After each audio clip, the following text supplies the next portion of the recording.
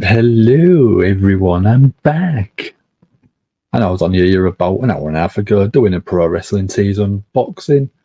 But I said I'd be back. I said I'd be covering SmackDown for Sam. See you in a sec.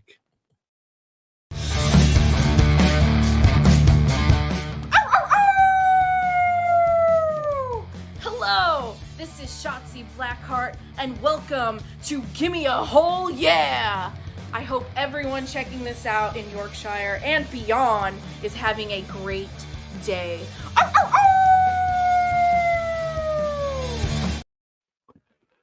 Yeah, how's everyone doing then? I know it's not been that long. So we've got Mark in. So Nakamura's going to do an open challenge at Survivor Series. Could either face a returning Orton or Punk. I don't see it being Punk. Just because I know that neither side like each other really. But a returning Orton would be nice. That'd be a big pop. We've got Daniel Wiley, how he doing? So I'm just flicking on the stream itself. There we go.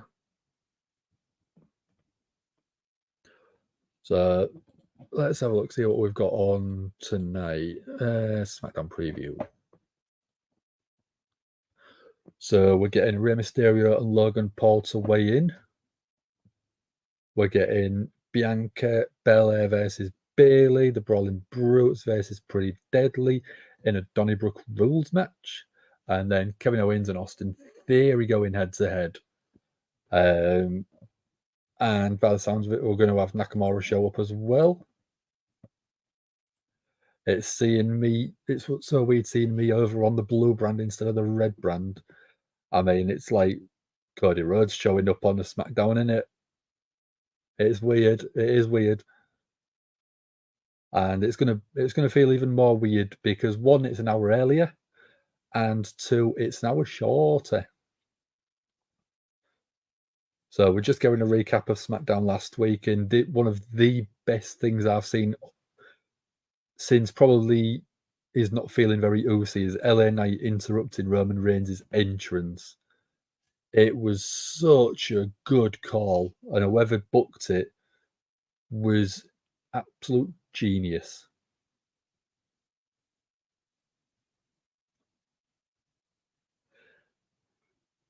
So LA Knight, well, I mean, I was going to say LA Knight. No, the cameraman of the past couple of weeks has been incredible, using LA Knight's glasses to reflect Roman Reigns off to get both people in the same angle. It's been absolutely fantastic. So it's an hour earlier because of the time difference. Our clocks in the UK did swap last Saturday. They went back an hour. So when I covered Monday Night Raw, I thought it was 1 o'clock. It wasn't. It started at 12 until 3. Because Raw's obviously 3 hours and SmackDown's only 2 hours. So normally we start watching at 1 o'clock in the morning. It's only midnight. So it's a lot better. Yeah, there we go, Mark. Mark's all over it for me. How do we feel LA Knight's going to get shown? Is he going to get cheered? Is he going to get booed when he turns up in Saudi Arabia?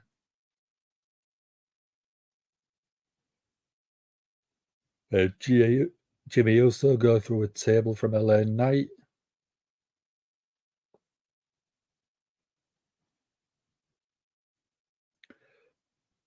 So your clocks go back an hour on Sunday. Okay, so Monday Night Raw should still be back at the normal time. Good. We've got Nemeth in. How are you doing, Nemeth? You having a good week? You got anything exciting planned for the weekend? I'm special guesting tonight. I'm covering SmackDown for Sam. There we go. Yeah, I'm covering SmackDown tonight because Sam's had a couple of nights bad sleep, so I'm covering this week. Sam is going to be doing Crown Jewel tomorrow. So you'll have to come and stick your head in tomorrow. Say hello. It'll be an early start time. It'll probably be 6 o'clock UK time.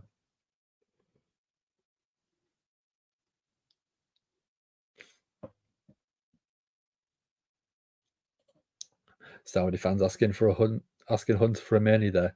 We've been asking longer, haven't we, Mark? We've been asking way longer. So I think we should get priority. You look at what they did for Clash at the Castle. You look at what they did at Money in the Bank. If you want, you can have a look at what AEW did at Wembley. There is the audience here. There is the crowd here to sell out 2 nights of Wembley, I reckon. Or another big Etihad Stadium. Oh, LA Knight's coming out. Start with.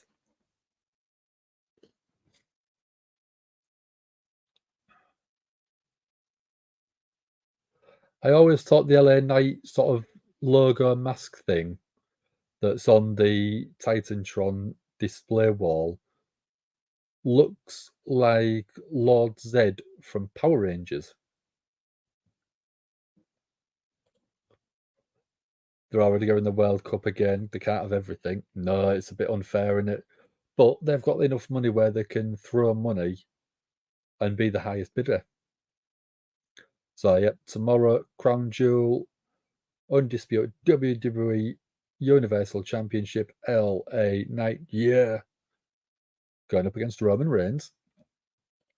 Whereas Ant doesn't normally do SmackDown. He normally covers Wednesday nights, which is Dynamite. So Ant will probably be in bed or working. Sam is probably asleep because he's not feeling great at the minute. So you've got me.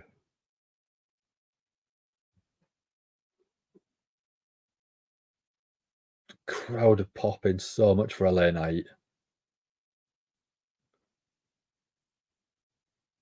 Let me talk to you. Dragon Lee's officially signed a main roster contract. Great. I love him. He was great a couple of weeks ago. If money can buy it, the Saudis will have it. Yeah, 100%. Money talks. Money talks. Saudis, yeah. More money than sense. Big Brother is always watching. Yeah, I know he always is. Can't get away with anything. So LA Knight's talking about how long Roman's been champion.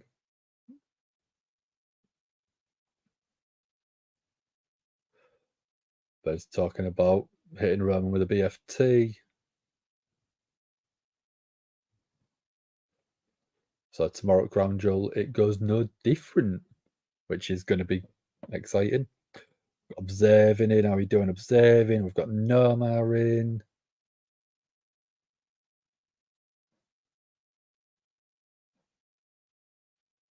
LA Knight saying he's coming to take over everything that Roman stands for.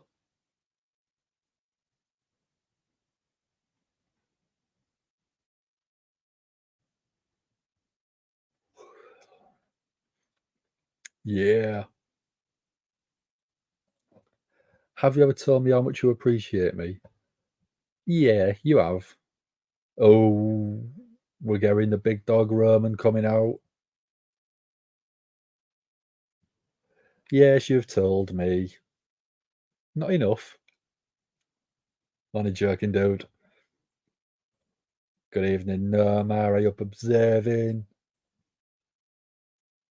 Naughty Nemeth's back in the house. So while Roman is coming to the ring, if you haven't already, it gives you a couple of minutes to like, share, and subscribe to the video. Because it's going to be another 5 minutes before Roman's in the ring. So yeah, don't forget, if you hit the notification bell, you will get told when we're going live again, which will be tomorrow at 6 p.m. UK time or thereabouts, which I think is about midday in the US, on the East Coast. Roman staring a hole straight through LA Knight.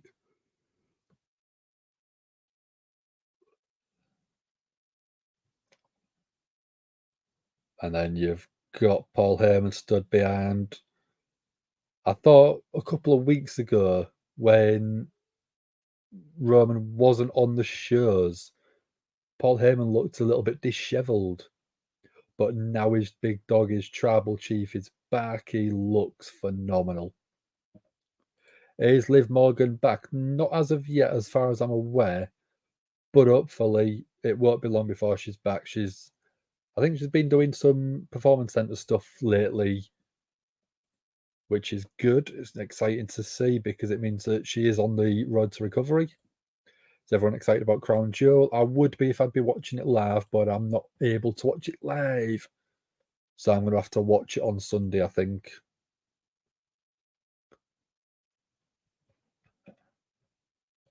No, Nemeth avoids the Saudi shows.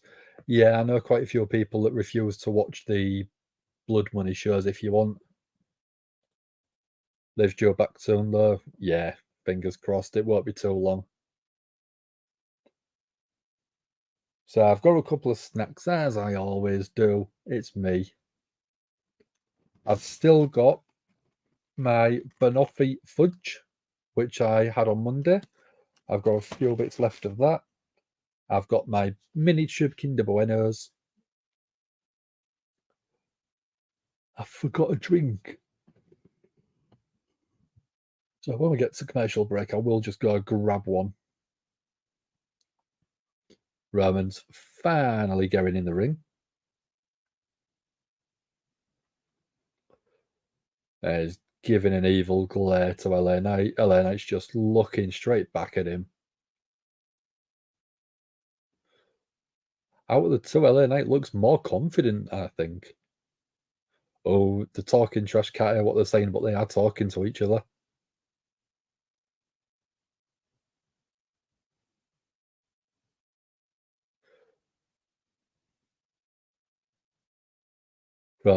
Roman must have spent so much on Pyro. Although LA Knight's pointing at his watch, mouthing something.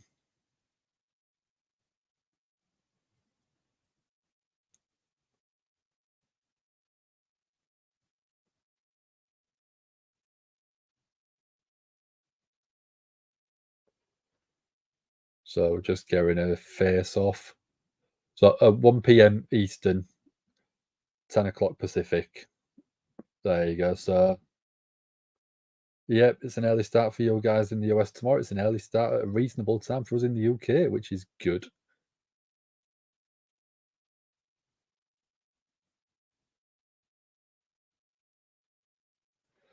Oh, Roman saying he normally tells the town to acknowledge him, but they know who he is today.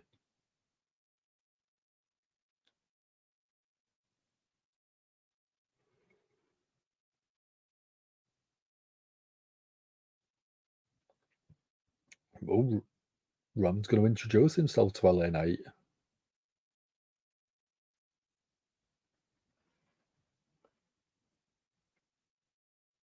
He's the tribal chief. He's the head of the table. He's the face of the WWE.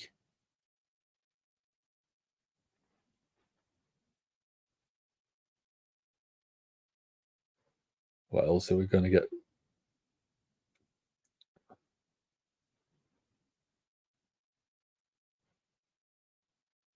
Roman says when he takes a time of leave of absence, he expects someone to step up, but didn't expect it to be LA Knight.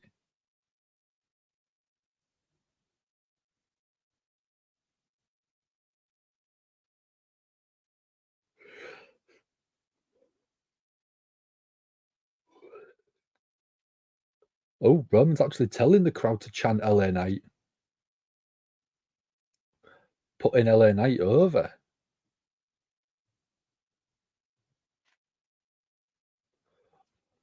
Roman saying it's the last night this is going to happen. Roman's advanced the business. LA Knight supposedly setting them back. I don't think so.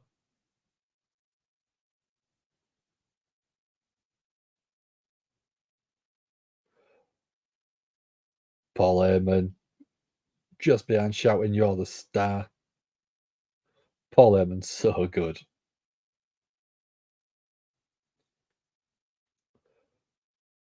Roman saying he's turned it into a multi-billion-dollar industry. Nemeth asking, who's your favourite wrestler? I normally answer this in two separate parts. One is currently, because that's obviously going to change, and one is of all time. So I will answer that in a second. Roman's just talking about he's put LA Knight on the island of relevancy, but Roman's going to smash him. Roman's going to leave LA Knight in the desert.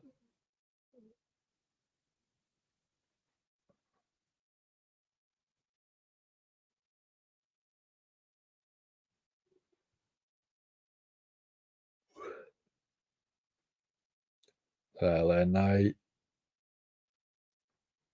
saying that Roman should feel unbeatable. He's beaten everybody. Beat everybody that stood in front of him.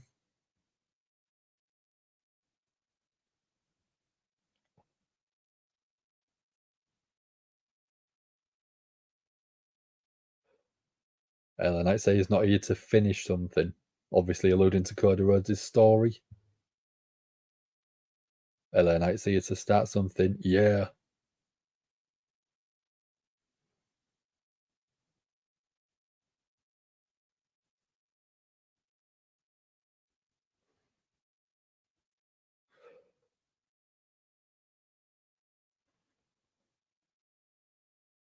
LA Knight's actually pouring Roman over, saying that Roman's a megastar. But LA Knight's a megastar because he lives it every day.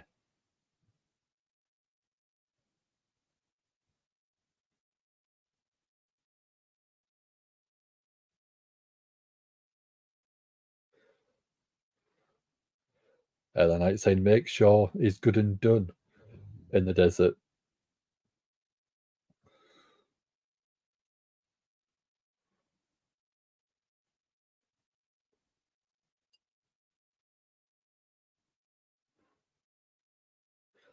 LA Knight saying that he's going to leave the blood running down Roman's face. That was a nice little promo and a good face-off. A few referees in the ring keeping them apart. Roman shoved LA Knight. I'm liking the way they've built this.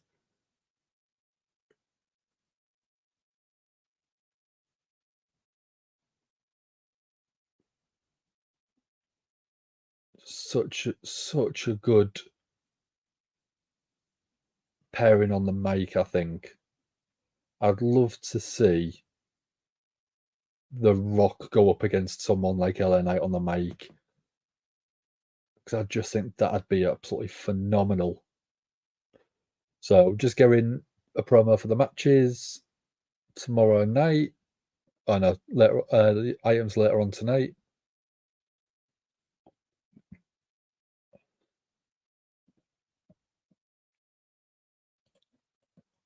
So let's get back to Nemeth's question. So as of right now, my favourite wrestler / performer is probably Kevin Owens. I love the way that he's being used on Raw with Sami Zayn. I love the fact he's being transitioned across, just to keep him fresh, because he just is a workhorse. The way that he cuts the promos is so nice. It's so believable. He's doing a lot of what people actually think.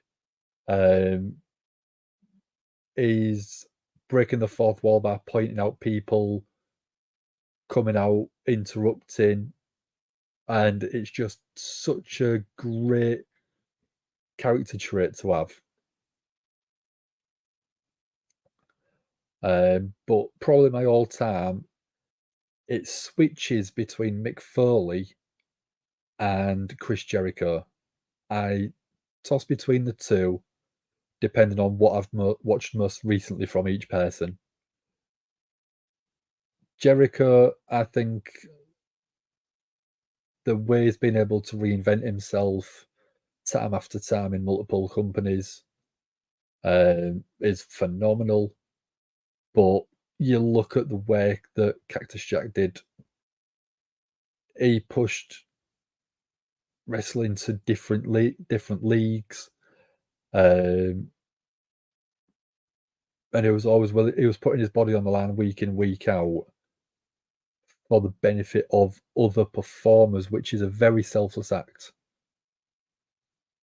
So it does toss between them two quite regularly. So the other one that I've always got to keep in there, just because of again of what he did for the business very early on, was Ric Flair. And I could sit and watch Ric Flair promos after Ric Flair promos week in, week out, and never get bored of them. No matter, it's going to be interesting to see the outfits the ladies wear. Yeah, we've seen it before, wearing like the full body suits. So I presume it'll be very similar. Kevin Owens is great. Love those big bodies that do the acrobatic moves off the top. Yeah. Bronson Reed is another one that's good at doing the big power moves. Mike Skills second to none, 100%. Mike Skills, I would quite like to see a KO and LA Knight promo battle. I think that'd be quite a good one. I think that may be something that we see after Roman and LA Knight's package.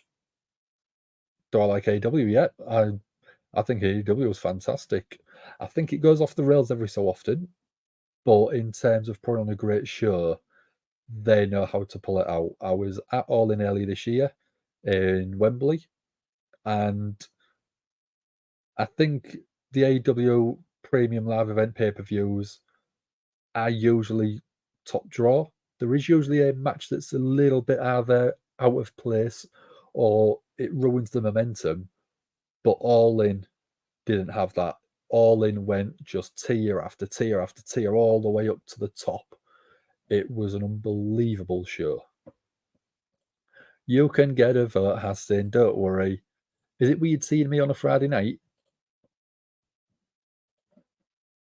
That's the video. Start poll. So Kevin Owens versus Austin Theory.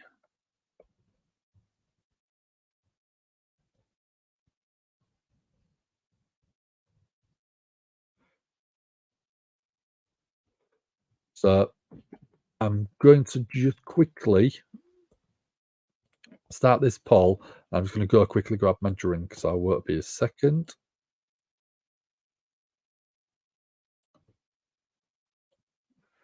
I'll just update that one. So I'm literally going to be 30 seconds, won't be a sec.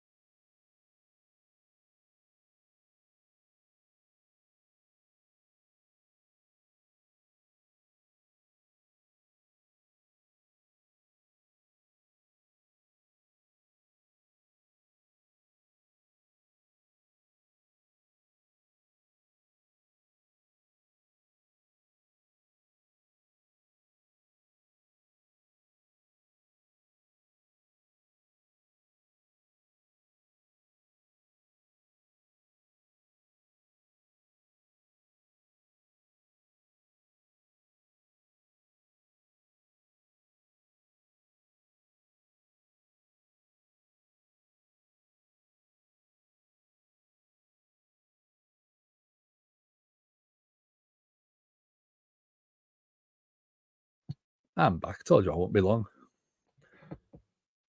So I've got Austin Theory backstage. He's saying he's got a confident face.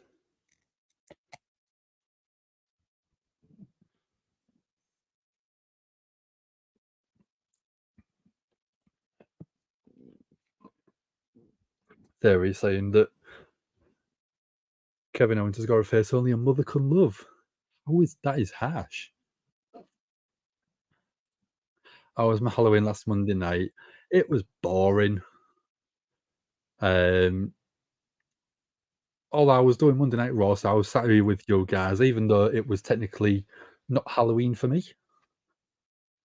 But it's all right. So I've got Theory coming out now. Chris Jericho's your favorite of all time. I mean, he's definitely up there. He's always going to be an elite level performer, so can't go wrong. Which is your favorite era of Chris Jericho? If you had to pick one, would it be the heel Jericho where he came out in the suit? Would it be the original Y2J when he debuted in WWE? Is it the Painmaker? Which is your favorite?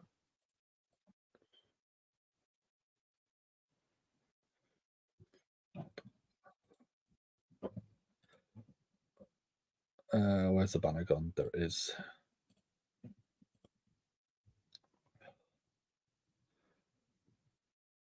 So Theory is in the ring. Kevin Owens, again, I just love Kevin Owens, is mocking the sort of pose of Austin Theory with the hands.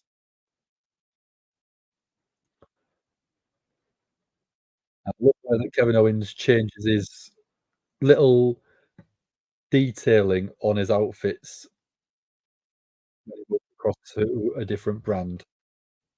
So, like, the KO shirt is now tinted with blue instead of the plain colour. He's wearing blue shoes. And I've inverted KO. Don't know why I didn't think about interference. I'll lead to a roll-up pin. I mean, with Grayson Waller on the outside, I presume that is exactly what there. He's already gone to the outside. Kevin Owens follows, but ends up having his back rammed against the ring apron and then the announce desk. Back in the ring. Theory in, laying down some huge left hands.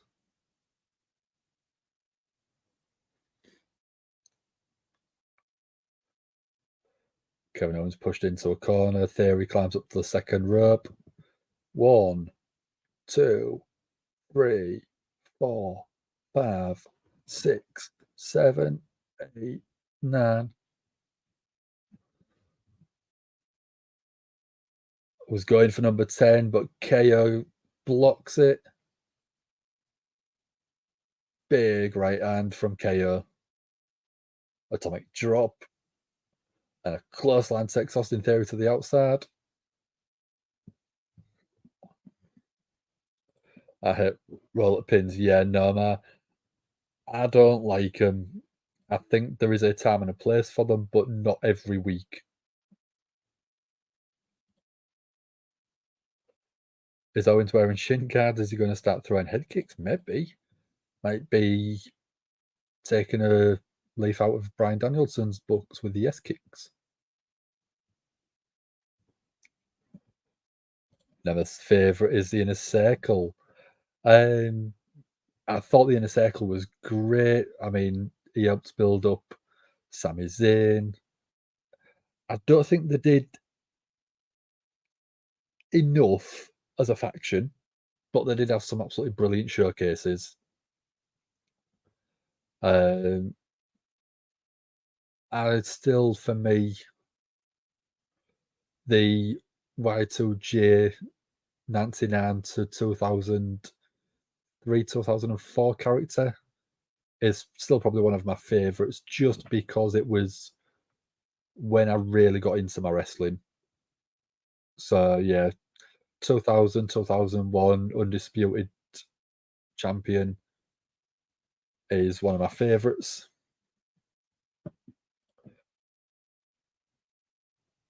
No, they've done too much. The better when they're rare, yeah, or a creative pin. Like I said, there is a way that they can be used and it can be effective and work with a story, but WWE use it so often to try and keep the 50/50 style booking, and I just don't like it. Love Chris Jericho and Kevin Owens. Yeah, the list was so over, it was ridiculous, and it was only meant to be for one night, but it was so good. Much rather see a count out or a DQ than a roll up, yeah, or a no contest, because then you can play it back again and then have a decisive winner. You don't have to actually have a winner that night. So the drink I've got is one called Moose Juice. It's an energy drink, and what flavour is this one? Candy soda. I think it's like an American style cream soda, which is it's nice. It goes down easy, which is good.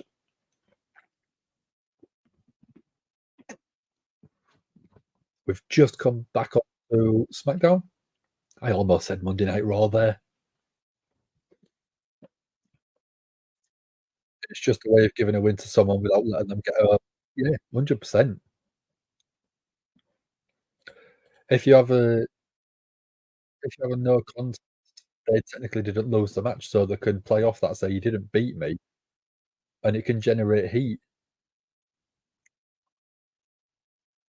Dave, big, solid left hand, only gets a 2 count, but says to the referee it was a 5 count. It wasn't even close.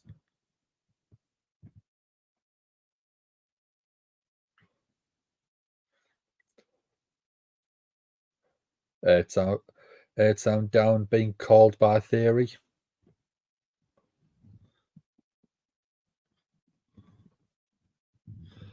Kevin Owens fighting off the shoulders. Throws Theory into the ropes, looking for a pop-up powerbomb. Theory reverse gets out of the way. Then a stunner. No, that's countered. Beautiful, beautiful blockbuster neck breaker from Theory. Only gets a 2 count though. That was beautiful from Theory.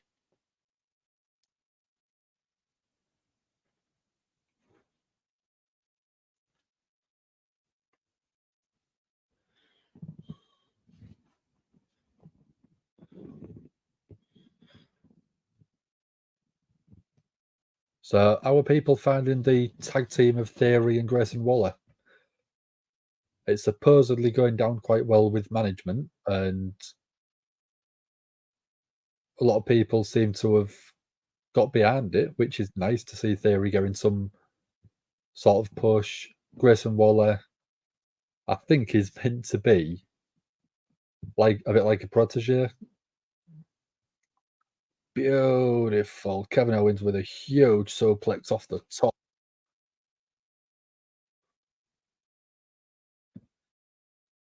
Kevin Owens, pop up power bomb. Beautiful.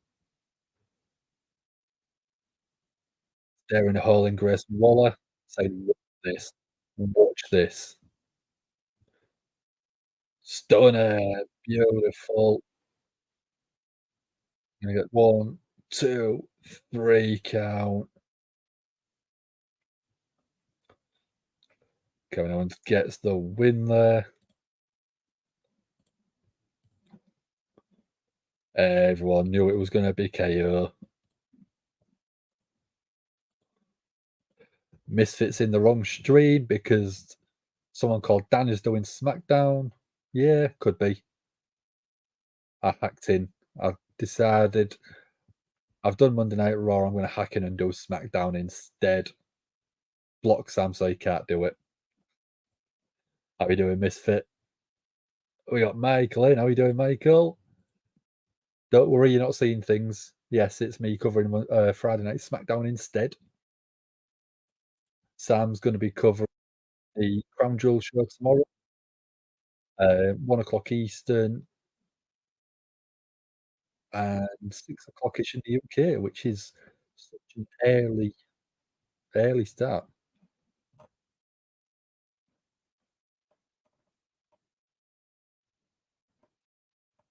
Let's have a look.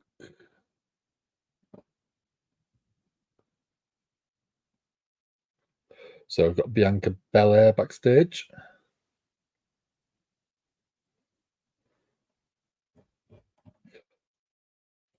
So Misfit saying that he has Kairi Sane news. Set to return at Crown Jewel. Yep, and there's also rumours that Autumn could also possibly be returning at Crown Jewel against Nakamura in an open challenge. I think out of all of them, I reckon Kairi Sane is the one that's going to come back. And I'm so excited for it. Kairi Sane versus Asuka at WrestleMania 40. It's money.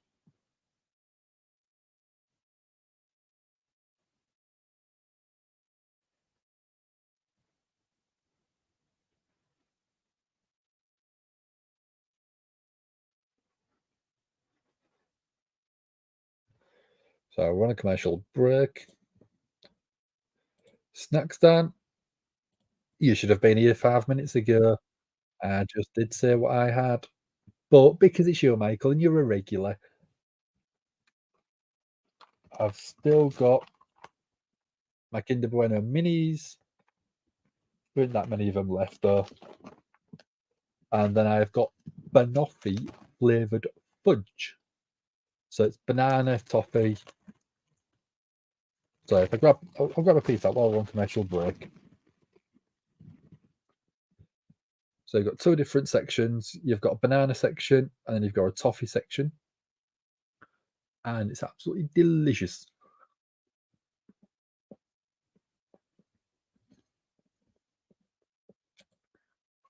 Jorge Olivares, I think I'm pronouncing that right. I do apologise if not. Cool video. Thank you very much, dude. Thank you very much.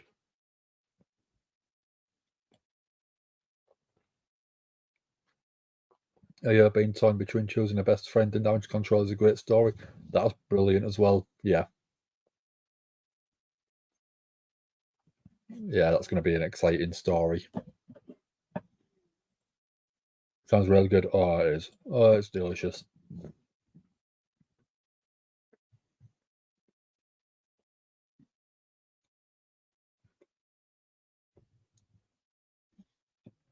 Gonna grab snacks yourself. You can't resist snacks when you're around me, can you, Michael?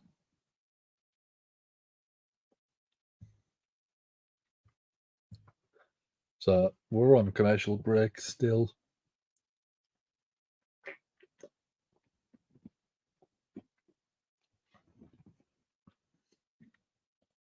Can't wait to see your face tomorrow. Seeing her best friend come out. Yeah, it's got the potential to be, I think, the highlight of Crown Jewel.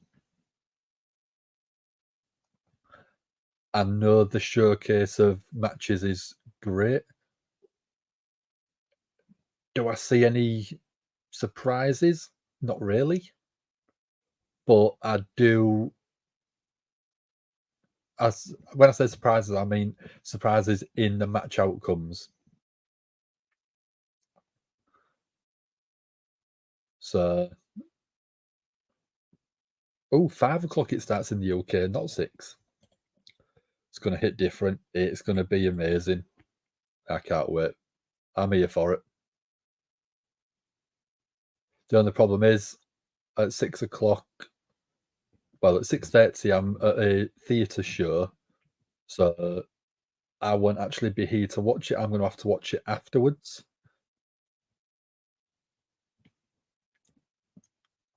So we're going a recap of last Friday, the Street Profits versus the LWO. Back with extra cheddar goldfish crackers. Oh, can't beat a bit of goldfish. Am I joking? Can't beat a bit of cheesy crackers. Drew v Seth will be good. I reckon that could be match of the night, which I think I don't think it's unrealistic. So, yeah, we're going a recap of Logan Paul ambushing Rey Mysterio. Carlito went to go make sure It was okay. Even Santos Escobar on his own to deal with the Street Profits, but numbers advantage.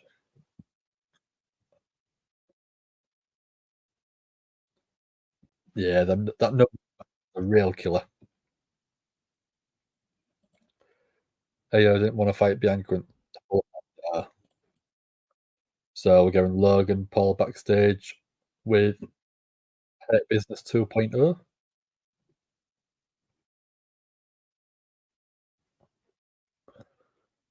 I don't like the Street Profits as heels.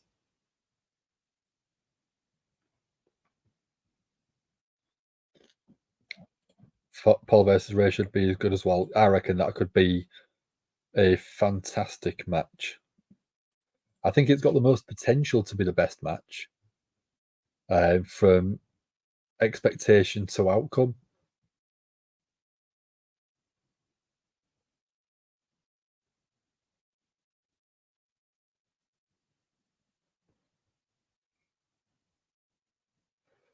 Bobby's been summoned.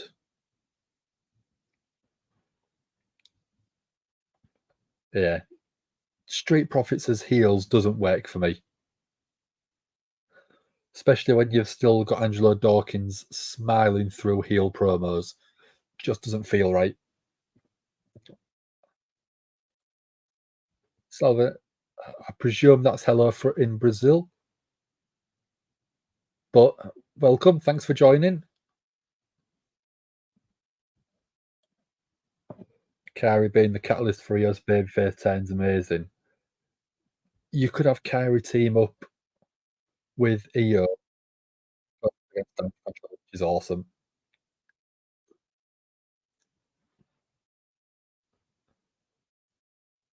So like them as faces better. Street Profits, yeah, 100%. And Street Profits are a face team all day long out there. So it looks like we're going the Piper Niven and Chelsea Green versus Shotzi match.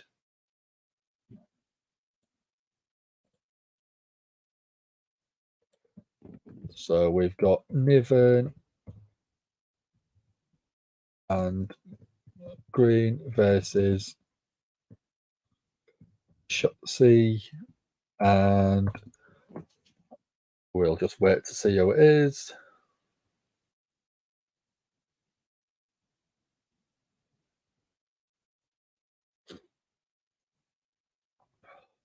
I'm just so happy to see Piper Niven on TV regularly now. Deserves to be pushed to the moon because she's an absolutely fantastic performer. Has worked in a lot of places. If you don't go check out some of her very early stuff, you can go watch Pro Wrestling Eve. Dan Reed, who promotion, does come on every so often, so you can always pick his brain for wrestling knowledge. He's got an absolute wealth of it.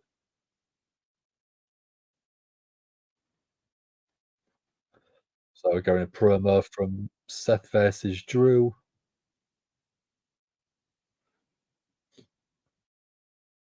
Do we want to Broken Dreams?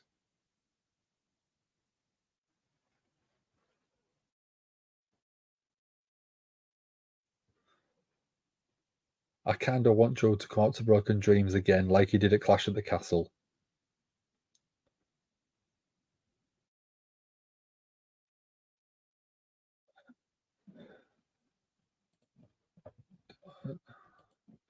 Street Profits got tired of their acts and need something new. They're not a heel team, are they? They're just boring as heels because they're too likable. Think Green's very entertaining. Yeah, I agree, Michael. Chelsea Green, the hot mess character is she was actually in AEW. Was it AEW or was it the All In before AEW? I think it was the match before. Um, but she's a fantastic performer. She might not be the best in ring wrestler by a long way, but the character that she's got doesn't need to be the best in ring performer. She was All In 2018. Yeah, I can't remember if it was All In or the first AEW branded pay-per-view. Yeah, it was All In, which was the Ring of Honor kind of sponsored show, wasn't it? Just curious, given that ratings spike when AO wrestles a match and outdraws Cena and the Bloodline, does that make her the real tribal chief? It sounds like it could do. But whether she'll try and lay claim to Roman's territory, I don't think so. Michael will be beyond angry if Drew loses. I think out of every match, I think that's the one that is probably the hardest to call because I would probably expect him to keep the title on Rollins, but with Drew's character, I think they could switch it over to him and let him drop it at WrestleMania to someone. Because that's roughly when his contract is expiring.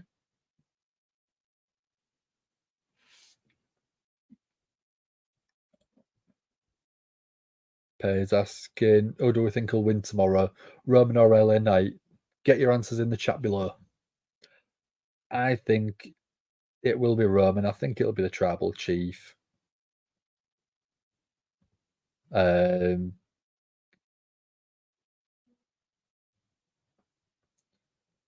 I don't think anyone but Roman is going to win.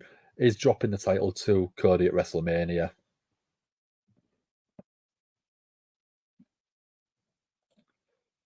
Also, want the real dream match: Kyrie versus Brock. Bold prediction: Roman wins. Yeah, super bold. Roman, unfortunately, yeah. Shots in his diarrhea. Green again, it would look like some sort of cactus on her head. It'd be funny. Oh, do we think Shotzi's got?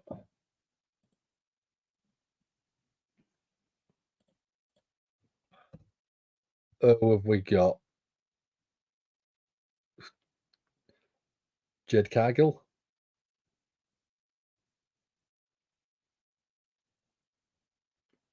Charlotte Flair.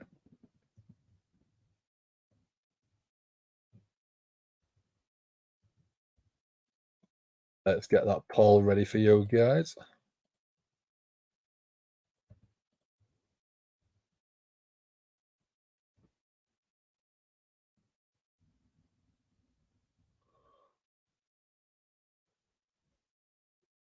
So we've got Niven and Green versus Shotzi and Flair. Get your votes in. There you go.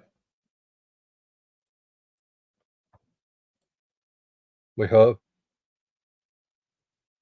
Joe drops it. We hope he drops it to Cody. But if Many 39 has taught you anything, can't trust the system. Yes, but that system was Vince McMahon. That was crazy, out of touch, billionaire Vincent McMahon. This is Triple H run, organized storytelling booking. It's Charlotte. Yeah, I can see it, Charlotte. I think you're a few seconds ahead of me, Misfit, but that's fine. It's we'd seen Charlotte in bright pink. Michael, I'd like to see Shotzi team with Nikki Cross. That'd be cool. Very sort of crazy teams, crazy partners. That'd be a good sort of dynamic. I know exactly why she did it, but I still miss the bright pink hair, bright green hair Shotzi. Pay always also thinks Roman wins. Yeah, I think it's an obvious choice. What about Shotzi teaming up with Isla Dawn and Alba Fire? Because I think they've all three have got a very similar sort of look, aesthetic, punk, goth, emo style. I think it'd be quite nice to see a team on SmackDown with a bit of a faction. No, it's Tate, but it's kind of funny to see that the week that Ric Flair signs with AEW is the same week Charlotte's in the tag division. I did see a bit of a meme as well saying that Tony Khan's playing the long game, and it's that one that is signed Andrade and signed Rick. The only one he needs now is Charlotte. Shotzi and Scarlett are set for a backstage segment together, supposedly. Okay. Can't wait to see that. Charlotte's tagged in, top, huge cross body, taking out both Chelsea Green and Piper Niven. Charlotte chopping the life out of the other team. Woos every time Chelsea drops from a chop as well. Charlotte just is on a different league. Charlotte versus Jade Cargill. That's got to be one of the WrestleMania matches. Charlotte up and over the top, and then a boot to Piper Niven. Chelsea Green on the outside grabs the ankle, but Charlotte spearing, roll up, gets a 2 count.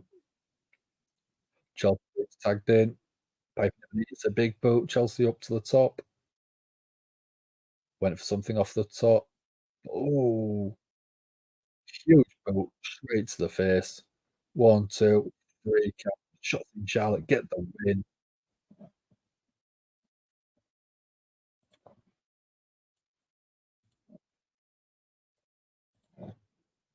So Shotzi and Charlotte have got a tag team opportunity.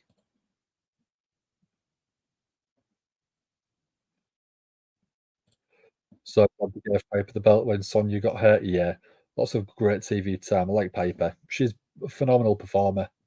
Like I said, if you go watch pro wrestling, there's a lot of stuff in there. Does a KO move, somersault into an opponent's corner, cannonball. Yep.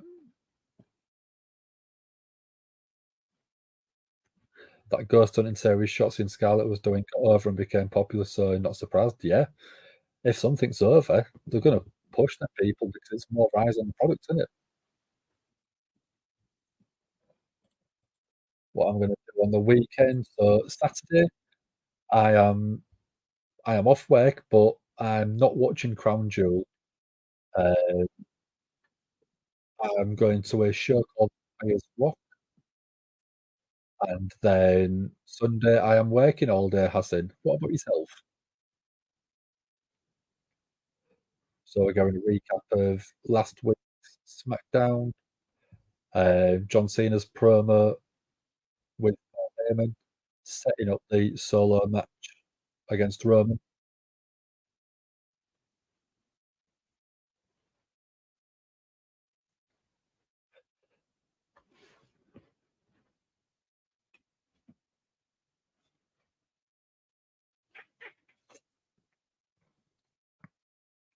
Solo attacking Cena from behind last week, giving us some Moen spike straight to the throat of Cena.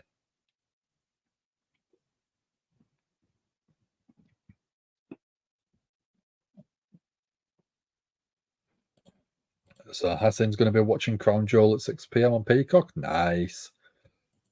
I'm going to have to watch it after the show. So I might watch half of it after I get back on Saturday night.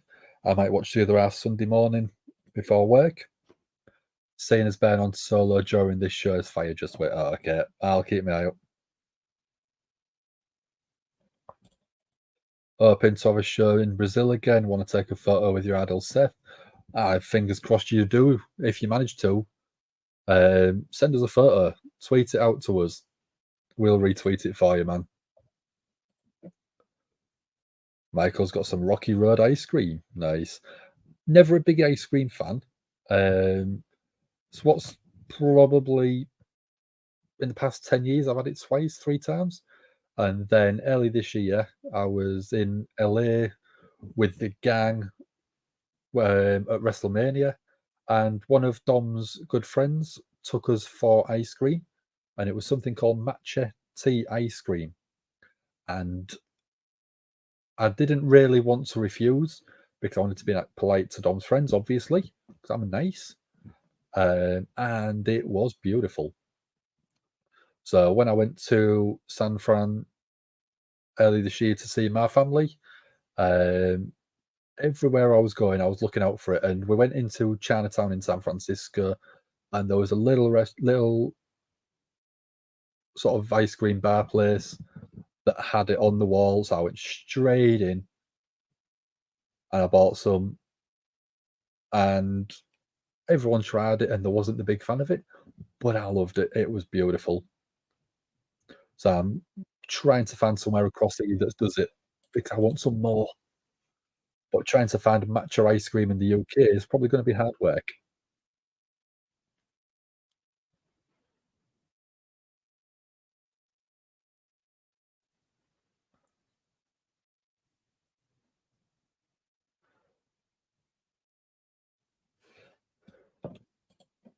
So there's a video of Hayabusa's youngest daughter. She putting on dad's face paint in a side by side video. It's a beautiful tribute. Ah, nice. I'll have to check it out once I'm done finishing SmackDown. This is why I quite I think I really enjoy doing SmackDown, and I really enjoy doing Dynamite because it doesn't feel too long and I'm already halfway through, or no enough halfway through. Whereas Raw, that extra hour does really make it drag, I think. Crazy part is Hayabusa's youngest daughter looks like her dad.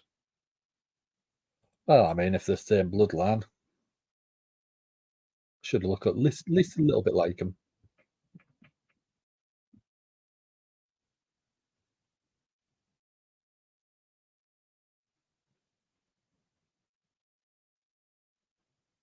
So just coming back onto SmackDown.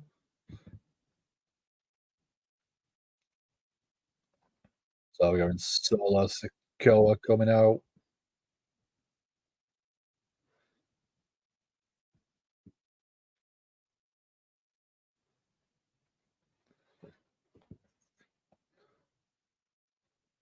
I know Solo is brilliant. I know he's absolutely great. He's a good performer. His character does means that he doesn't have to do a lot of mic work, but I hate him for one very good reason. He cost Drew McIntyre the World Universal title at Clash at the Castle because we was all wanting Drew to win, not just because we wanted Roman's title reign to end, but it was Drew. It was in the UK.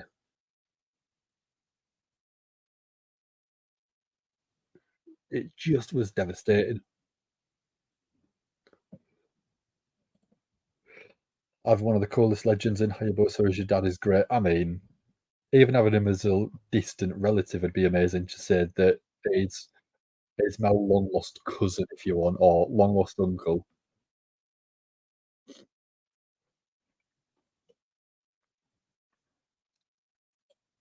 Michael's throwing it out there. If Rain cost LA Knight the title, that's a huge call.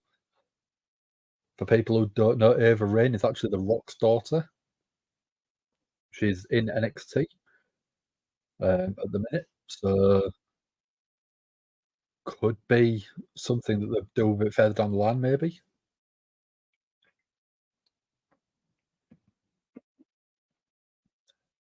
Hayabusa should go into the 2024 Hall of Fame. He's well worthy of it, and with WWE putting the Great Muta in early this year, they could look at putting people in that have never worked for WWE, so Hayabusa would be a great shout.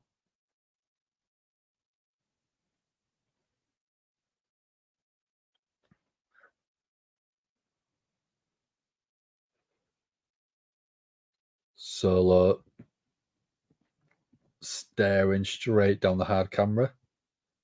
Paul Heyman on the mic, as always, saying that Cena Cena picked a fight with the Bloodline.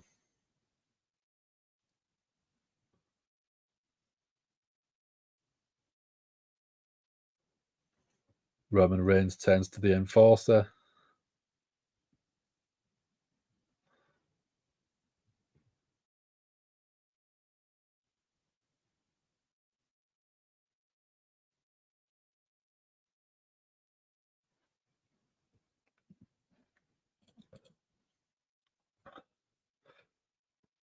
They talked the night they had the big NXT Tuesday Night War.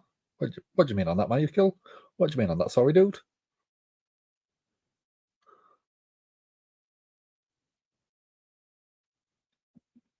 Was it when they did the Tuesday night NXT and AEW shows together?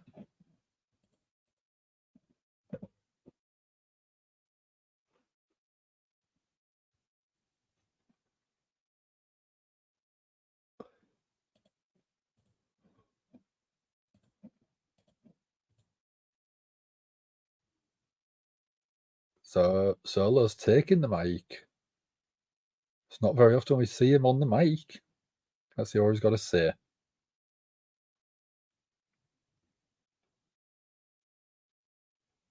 Solo's asking Paul why he's wasting his breath talking to the crowd. They didn't come here to talk to the crowd. They came here to talk to Cena face to face. There we go. There's Cena.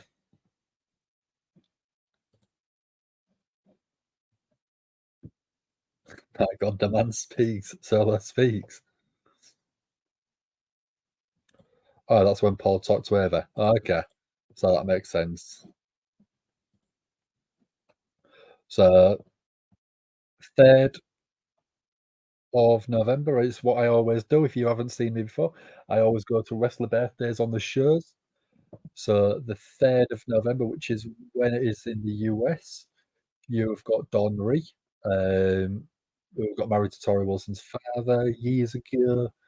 You've got Andrade Cien Almas.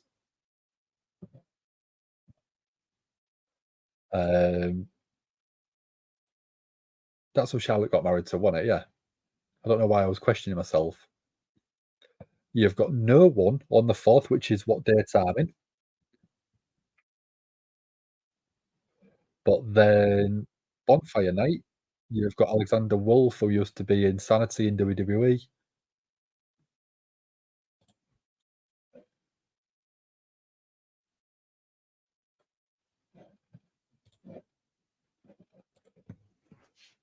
So Cena's in the ring.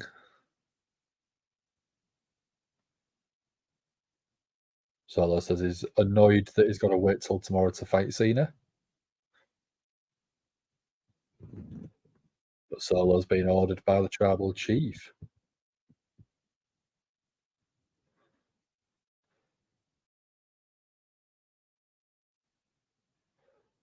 So Roman has said to Solo that Solo has to give the mic to John Cena so Cena can say goodbye to the people.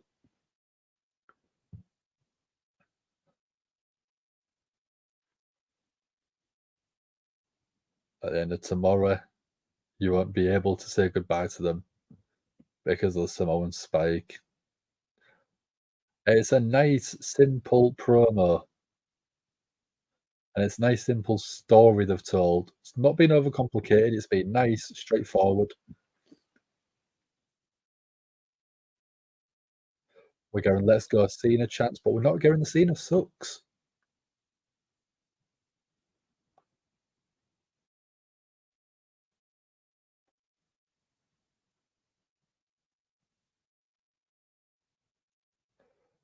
Cena's asking, do you know who you're in the ring with?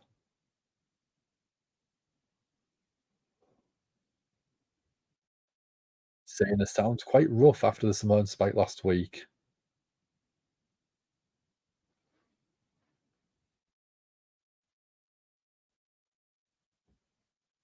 Seeing as how you can do it with 90 seconds and half a voice.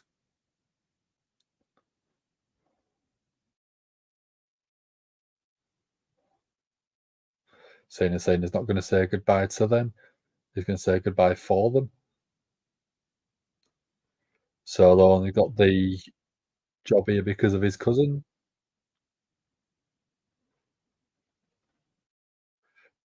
Cena doesn't look too good there. Cena looks poorly.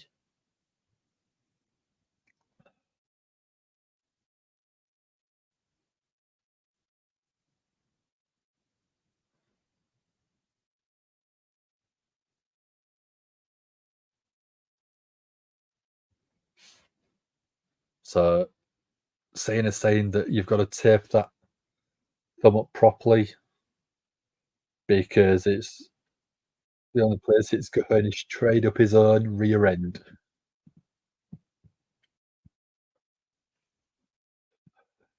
Nothing but a bargain basement has rip-off. It's such that was such a quick, fantastic, simple one.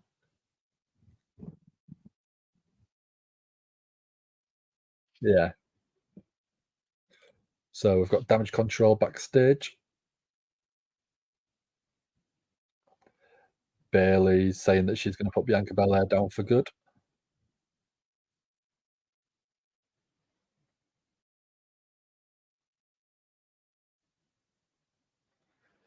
We got Nick Aldis wants to say talk about the match tomorrow night.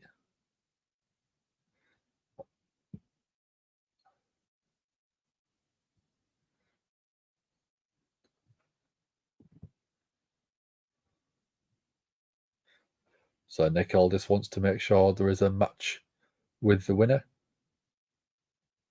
Damage CTRL has been barred from ringside. Clean, straight one-on-one match. AS guy saying that Bayley can handle it. Again, just slight tease of dissension. So we're going to get the Donnybrook.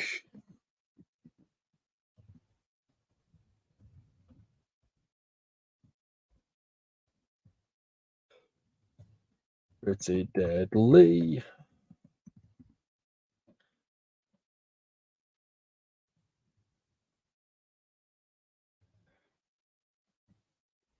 So let's get the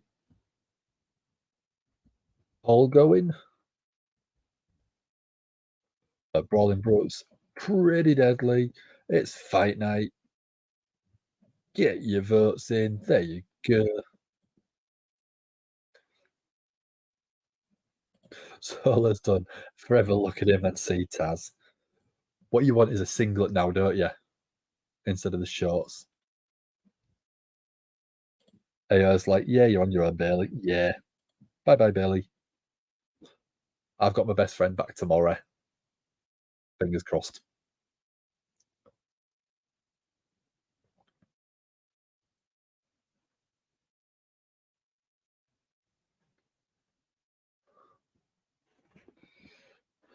Pretty deadly, brawling brutes. Good old fashioned Donnybrook match. Should be a good bit of fun, shouldn't it?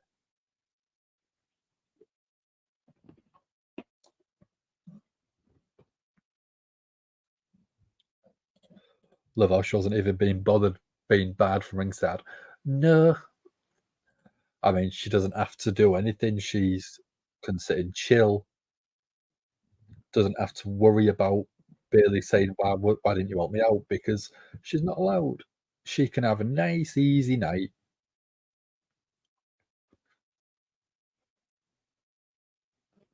So, got a promo for Cody versus Damian Priest. That's been a nice little sort of build story.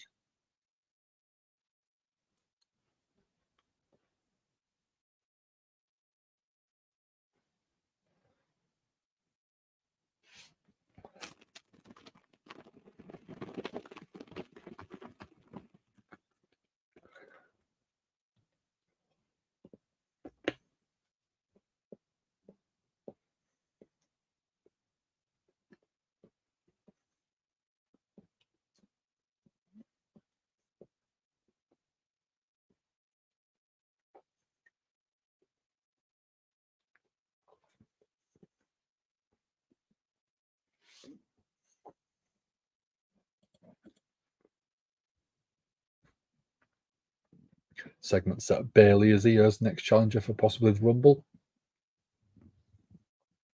I think it'll be. I think. Could you see Damage Control with maybe one or two extra people going up against another team of faces? War Games at Survivor Series, and that's when you could probably get Bayley turning on a year, and then that will obviously set up the Royal Rumble match.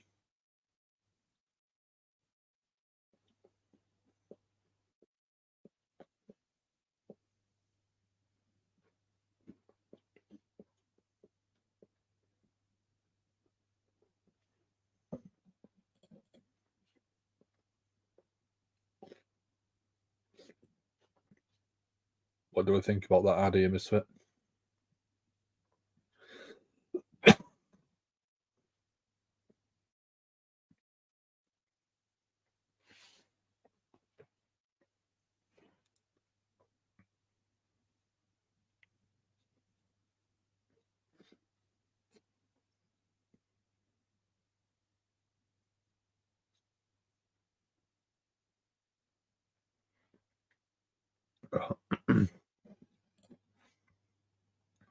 Damage Control, Isle of Dawn and Alba Fire versus Kabuki Warriors, Charlotte and Bianca.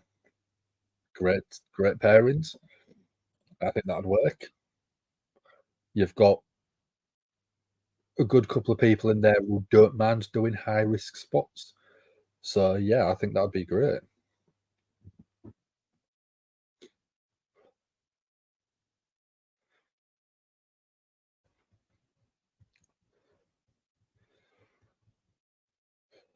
So Elimination Chamber in Australia next year.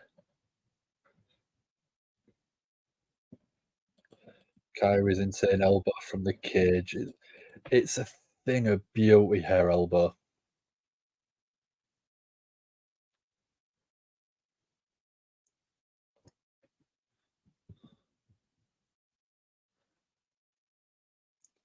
The way that she jumps off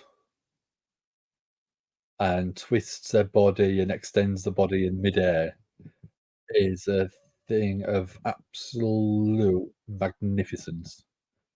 Oh, speaking of magnificence, we've got Pretty Deadly coming out.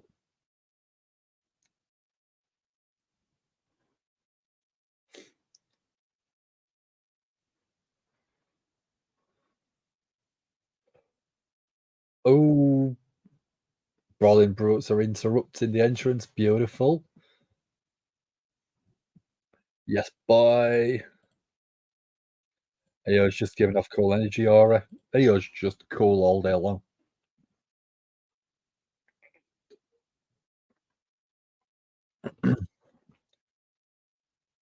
So the Brawling Brutes throw Pretty Deadly in the ring. We get the bell go.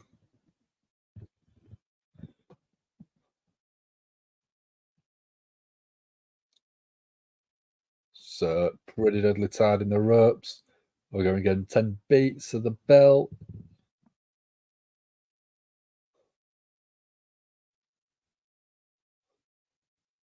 And it's not just 10.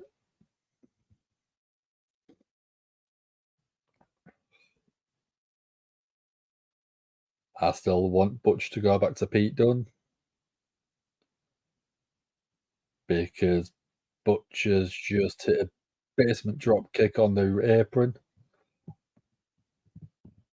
And then I think no, I can't remember. Oh, Shillelagh's Butch fishing under the ring. And Prince just thrown into the turnbuckle. Ridge Holland following him up.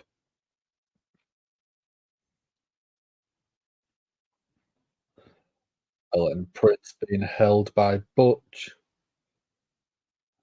Crossbody into the ring, into the corner. Kit Wilson back in. Ends up taking a slam. Butch with a drop kick straight to the chin.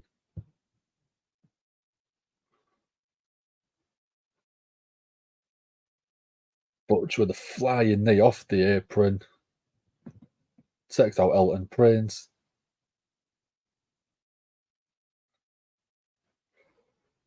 Butch trying to break the fingers of Elton Prince as well. Broken glass. Oh, sad suplex from Elton Prince to Butch on a bar. Rage just shoulder tackles Prince completely out of his boots, pretty much.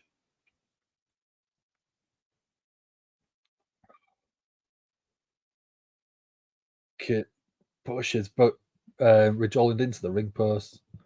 Prince follows up with an elbow. Beautiful.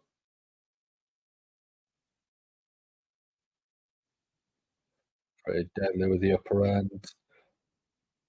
Throws the fridge into the ring. Right hands and stomps from Pretty Deadly.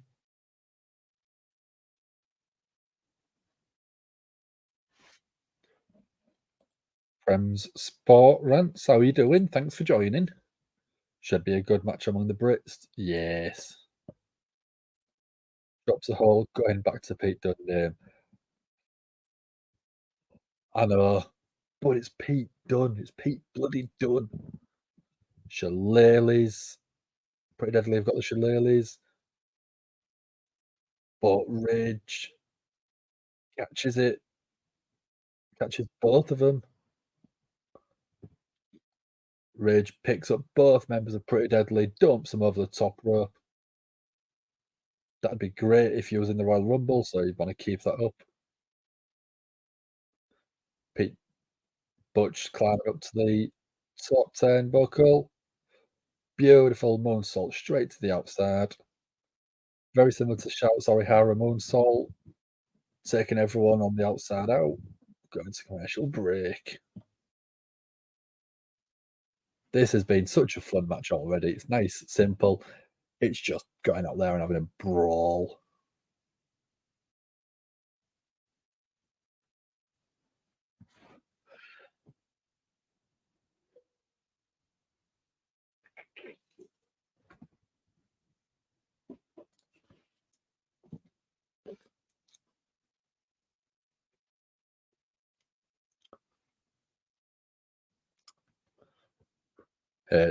This is why I don't like doing the SmackDown, because I'm over halfway through already.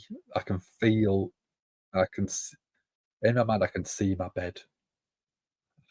It's one of my favorite things in the world is being able to see my bed.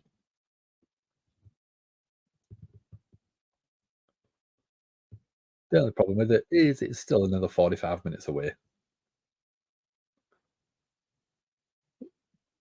But it's better than an hour and 45 minutes like it would be if it was a Monday Night Raw. Let's have a Kinder Bueno instead.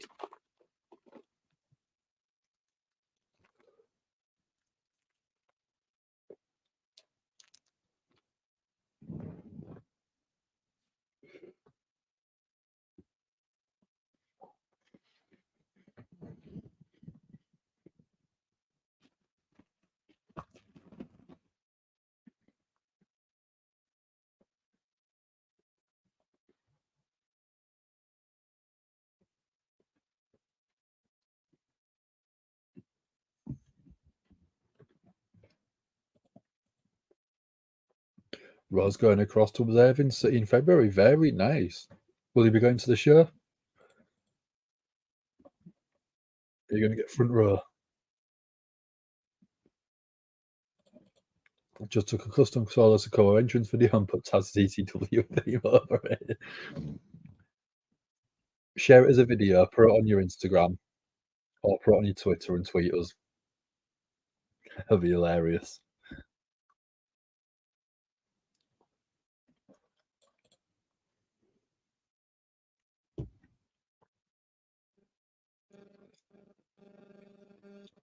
So just coming back to the Donnybrook match. Oh, we've got a trash can in the ring now. Ridge Holland, an airplane spin.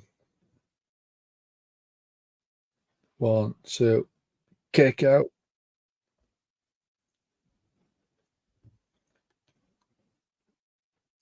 Kit Wilson looks dazed.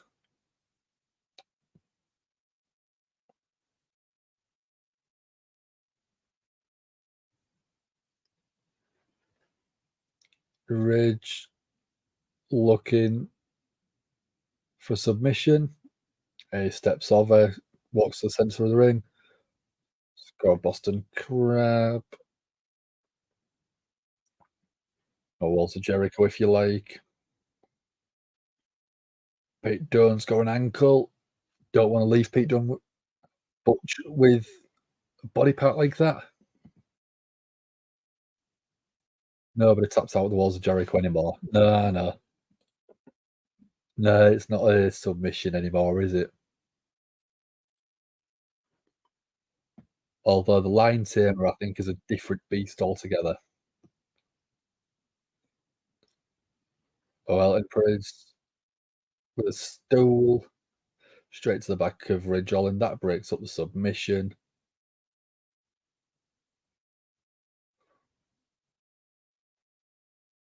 Pretty deadly working together. Went for like a suplex powerbomb type thing. Timing was a little bit off, but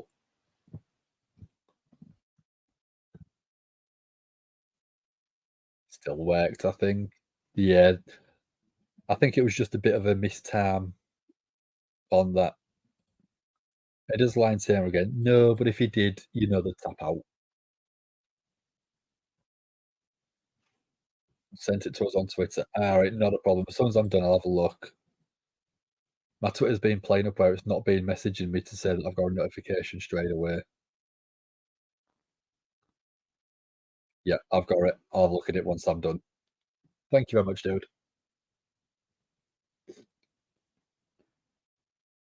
Prince up to the top, caught by Ridge, sorry. Ridge is just an absolute unit.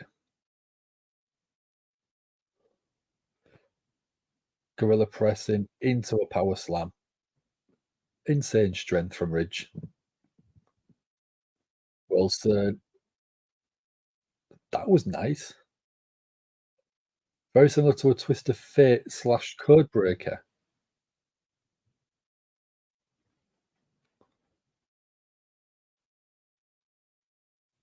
Kit with a huge clothesline. Butch turned completely 360.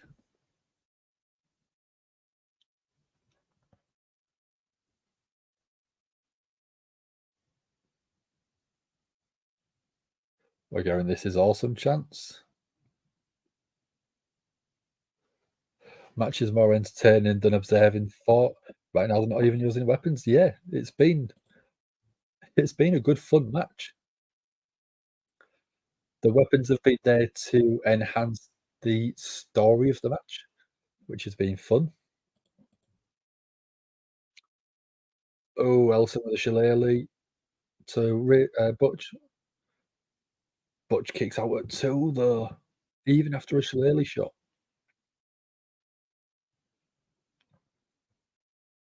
Elton climbing up to the top, but Holland catches him.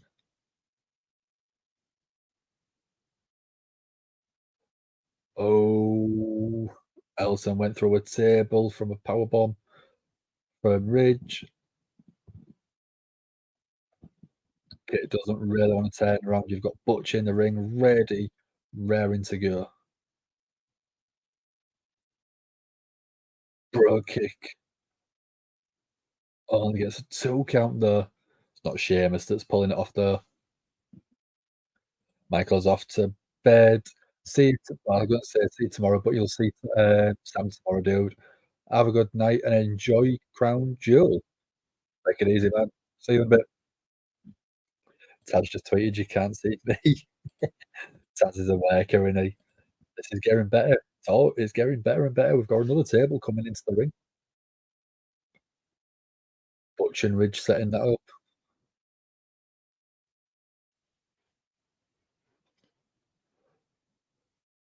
Kit getting out the way.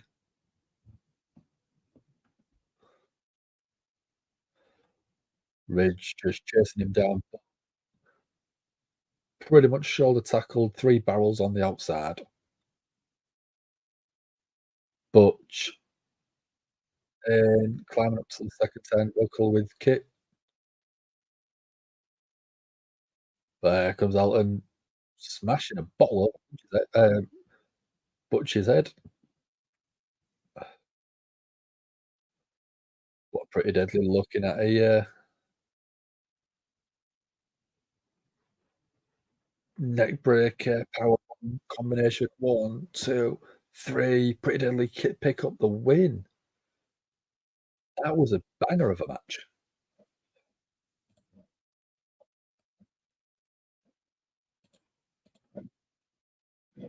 That was a cracking lit, absolutely fantastic match.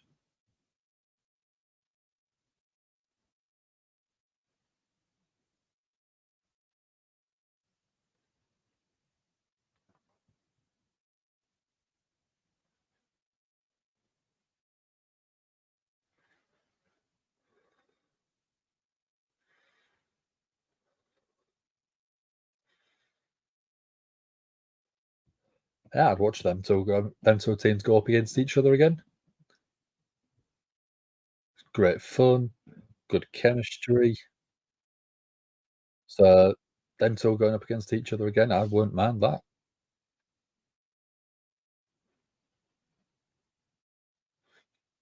So going a recap of the opening segment, Roman versus LA Knight in a promo battle.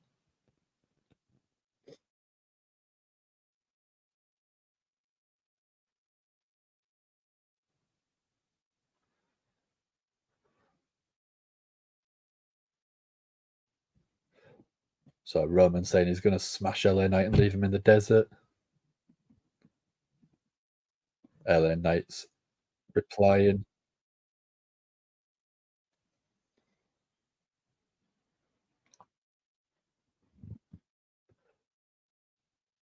LA Knight was saying that the bloodline would be coming between Roman's eyes as there is a new champion on the block, pretty much. Great little promo. Didn't go on too long either, which is quite nice. You got Nick Aldis, the SmackDown general manager backstage. Oh, wise man Paul Heyman's there as well.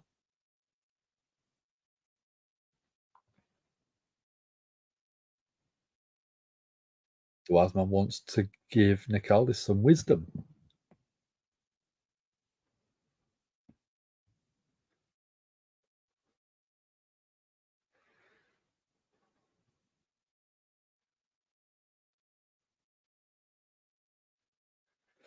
Paul Heyman saying that there should be a lot of medical personnel on hand tomorrow night at Crown Jewel because LA Knight will need it.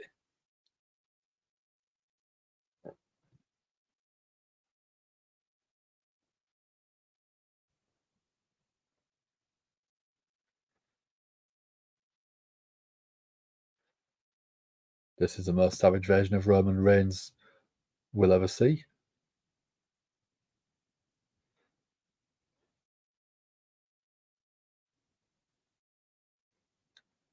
So Paul Heyman giving that warning to Nick Aldis.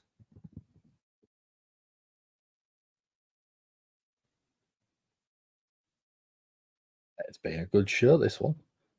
I don't know if it's because it's shorter. I don't know if it's because it's been a good show overall. The weigh-in wasn't part of the tapings, okay.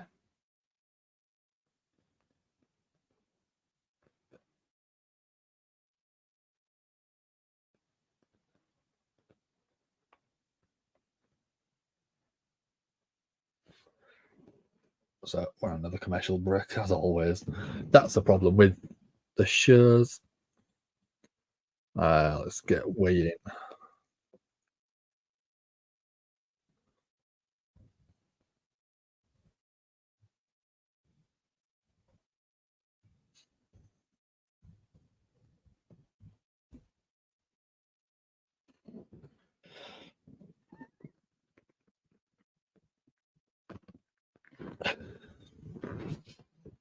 Normally before I do a stream, I have a little nap after work, but because I did the unboxing a couple of hours ago, well, yeah, a couple of hours ago, 3 hours ago, I didn't have time to have a nap, so I'm feeling a bit tired, but I'm gonna power through.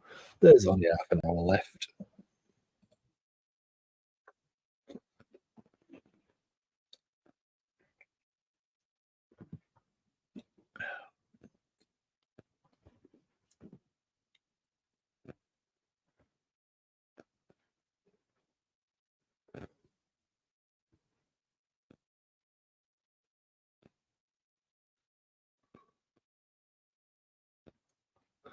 So still on a commercial break.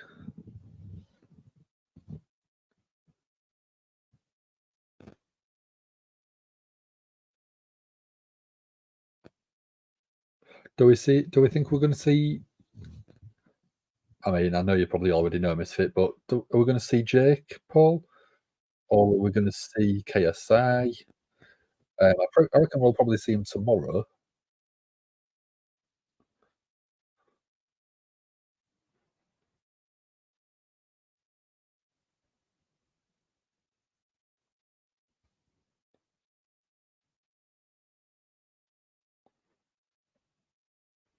Has Cross been on the show yet? No, not yet. No, Killer Cross probably gonna be in the last sort of section before the last commercial break, I reckon. Or unless they do Karrion Cross before the intros for Logan and Ray.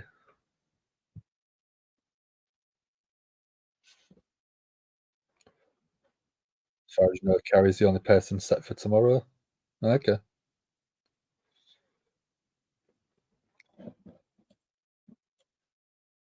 Yeah, there was rumours of either Orton or Punk going up against Nakamura, which I thought was a little bit out there. Sami Zayn versus JD McDonagh's on the kickoff tomorrow.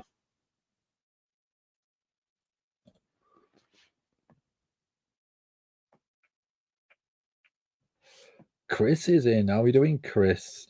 We'd seen me on a Friday night. How do you think? So Bianca Belair beat Bayley on SmackDown, loses to Io Sky tomorrow. Yeah, I think that's probably likely.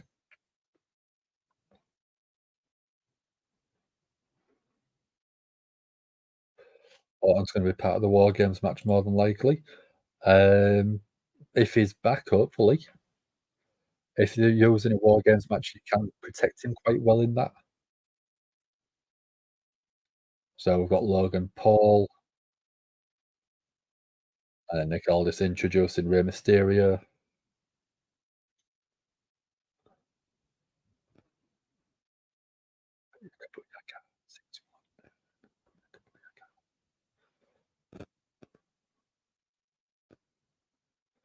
So we're going their official weights.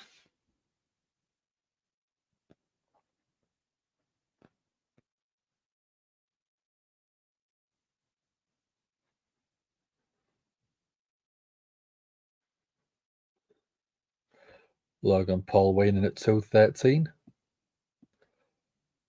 If he cut a bit, he could have fit in the cruiserweight division. There's no way he's a bloody cruiserweight. Whereas Rey Mysterio is weighing in at 175.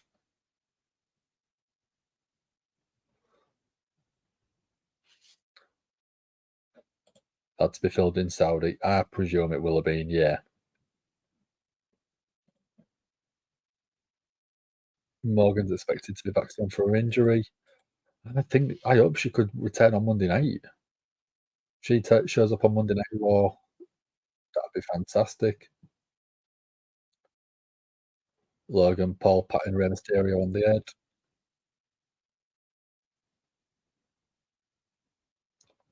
Oh, Rey Mysterio, bit of a heel move, saying he's got one thing to say, ends up clocking Logan Paul. Very, very nice from Rey Mysterio.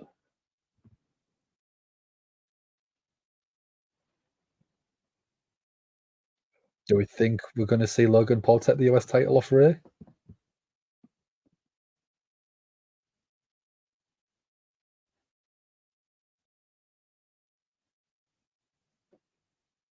Logan Paul is US champion? Yes? No?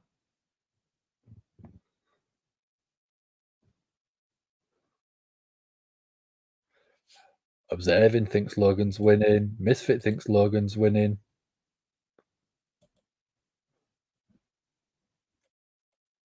I mean, Logan has lost his last 2 matches. Chris thinks Logan's winning. Logan wins and then LA Knight challenges him at Mania. I know, but if you're having Logan Paul with a title on SmackDown, when you've got Roman Reigns isn't defending his title very often, so you've not got the main title on the show very often.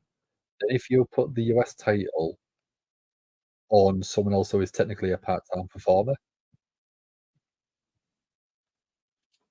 Logan won his last match, did he? I can't remember.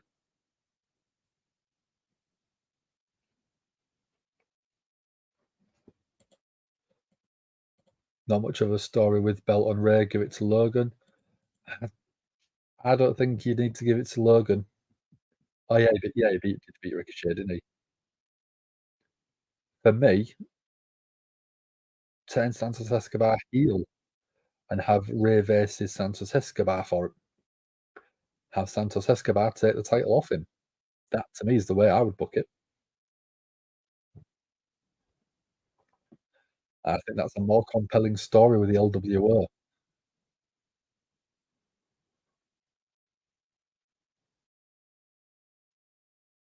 Santos Escobar is a better heel than he is face, so I would have him turn heel and then beat Ray clean, straight, no problems. That's the way I'd go. Logan Paul only lost to Roman and Seth. He's won his other matches. He didn't win Money in the Bank, did he? So we're getting Bianca Belair coming out.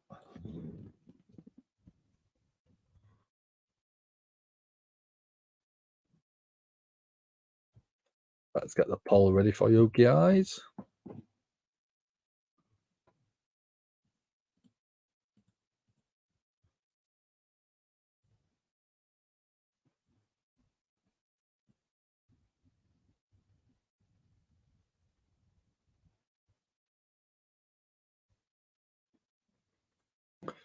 There we go. I think LWO will turn on Ray because he's always letting them get beat up. Exactly. Letting LWO get beat up is how he got the title. Roman Reigns is probably not going to be back until Royal Rumble. That's what's being said in on the insiders stuff. He's not scheduled to be at anything between now and the end of the year, or from tomorrow until the end of the year. Logan to win with his improved version of the buckshot lariat. It's such a good move for a guy of his size. You'll look at Hangman Page. He's not the biggest guy, but performs it quite well. CM Punk was a disaster doing it, and then Logan's come out and absolutely smashing it.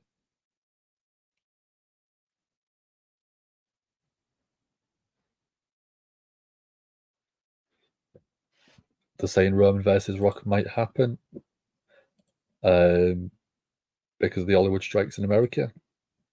Possibly. I don't see it lasting this long to leave a WrestleMania storyline there. LWO's not doing it for you. The hype died as soon as Backlash was over. Yeah, that's why I'd have him turn heel. That's why I'd have him go up against Ray, because that would give them the push that they need as the heel faction, which they are better at.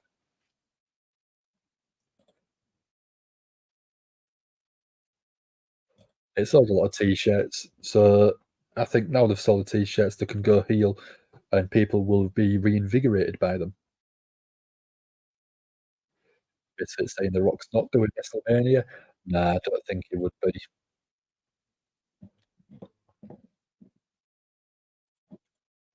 I think he could make an appearance, but I don't think he could have a match.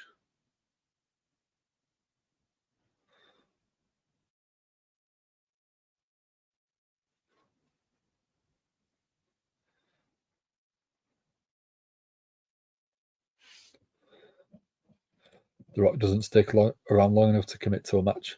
Exactly, that's the problem. Um, he's always looking at the next thing, the next thing, the next thing. So the thing that he's doing there and then is basically left behind, I think.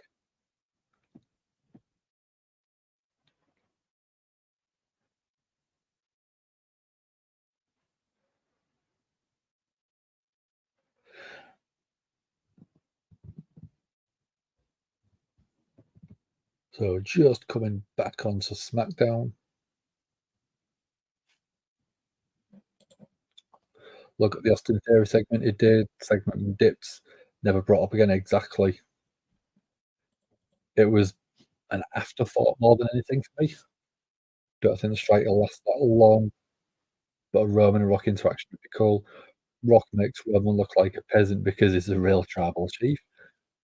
I mean, I would have the list of the family show up at some point. You've got Rikishi there. You could have The Rock. You could even have the High Chief, IV maybe, Rocky John. I don't think Rocky Johnson. But you could have the rest of the Bloodlines family show up and do a segment. If you can get The Rock and build to The Rock, you could tease it with someone like Rikishi first.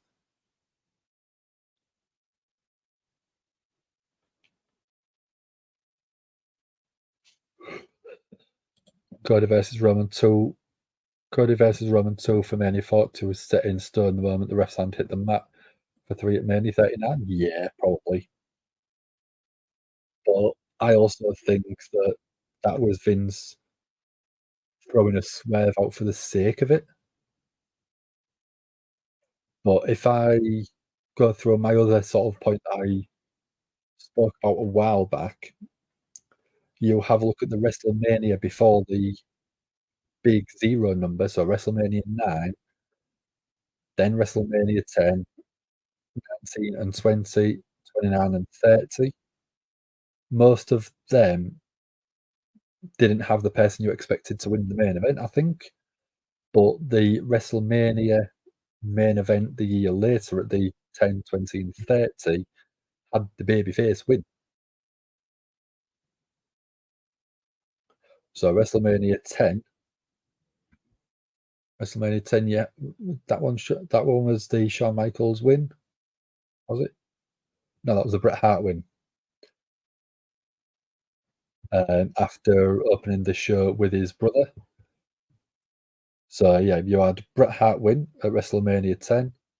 WrestleMania 20, we don't talk about it as much, but that was Chris Benoit beating Shawn Michaels and Triple H. WrestleMania 30 was obviously Daniel Bryan beating Randy Orton and Batista. So WrestleMania 40, you could have Cody going up against Roman. And it is then again the face winning at the biggest show. They only did it so Roman could reach 1,000 days. Yeah, we're past it, so we can drop it. Bianca with a kip up. That one. Bianca handspring into a moonsault, gets a toe count on Bayley.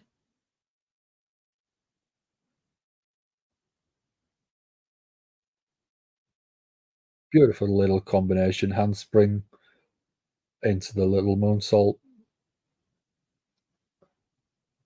Bianca's looking for a slam, but Bayley gets out a dodge.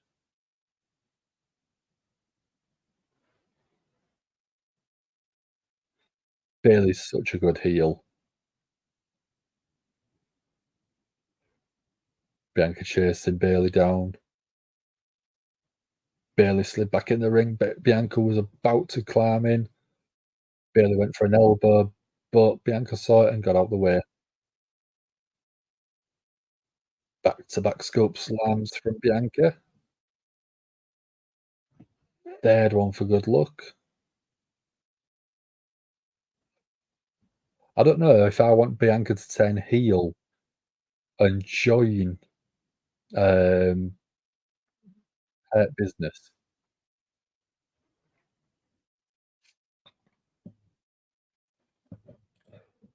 Just saw the BFAB segment. WWE got rid of Top Dollar and was ready to move on from Hit Row. Yeah, Hit Row didn't really do it for me.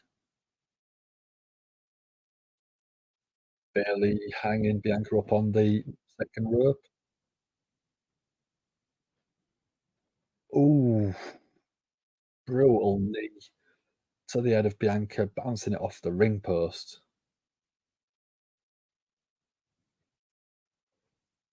Bayley looks very pleased with herself in the ring.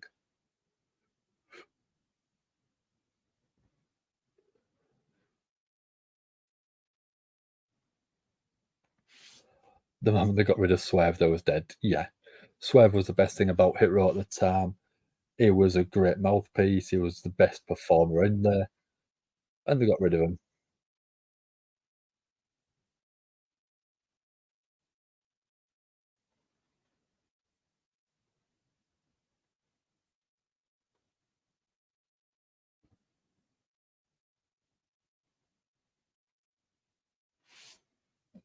Bayley's transition from Hugger Bayley to heel Bayley is one of the finest I've ever seen.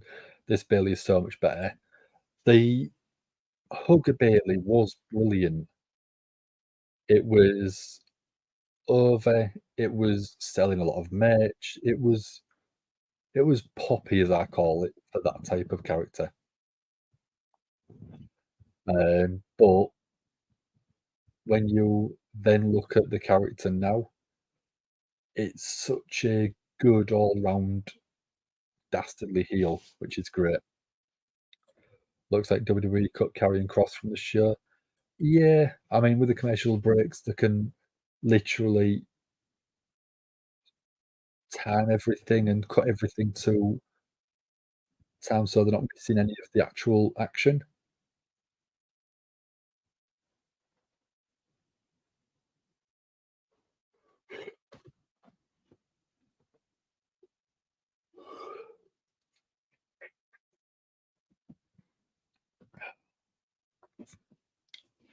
Not long, 10 minutes ish.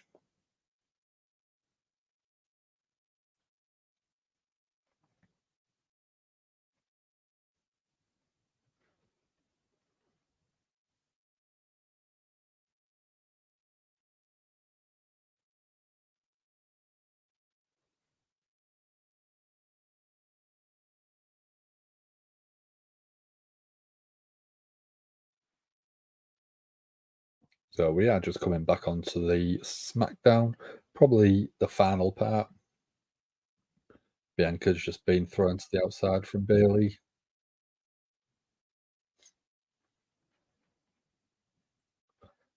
Bayley, oh, elbow to the back of Bianca.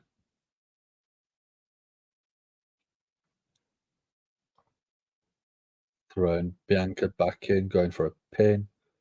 One, just a one count.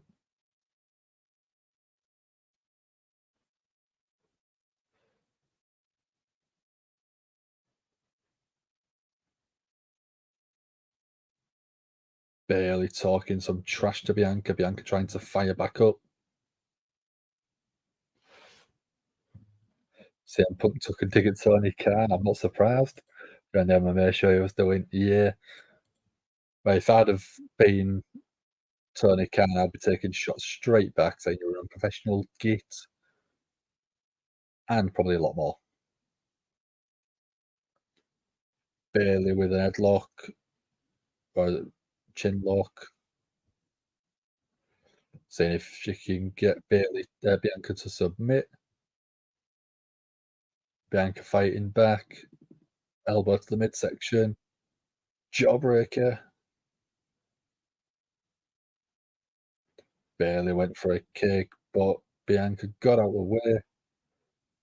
Bayley going straight back to that chin lock, but Bianca fighting out of it straight away. Back Breaker from Bayley, not from Bianca, sorry. Great crate unboxing earlier. That Sting t-shirt is the stuff. It, like I said, the boxes themselves just for the t-shirts are incredible. Um, but then you get the signed photo, you get the micro brawler, you get the pin badge, and I mean that pillowcase is absolutely fantastic.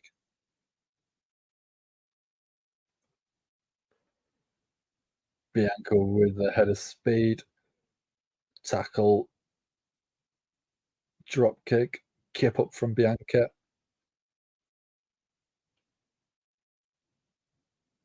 shoulder tackle in the corner from Bianca. 1, 2, 3, 4, 5, 6, 7, 8, 9, 10, 11, 12, and then fast pace attack, but Bayley gets out, pulls the leg from Bianca. Bayley, oh, spine buster from Bianca. 1, 2, kicks out at toe after being stacked up. Happy birthday, Mr. Tom. Who's Mr. Tom? Let me know.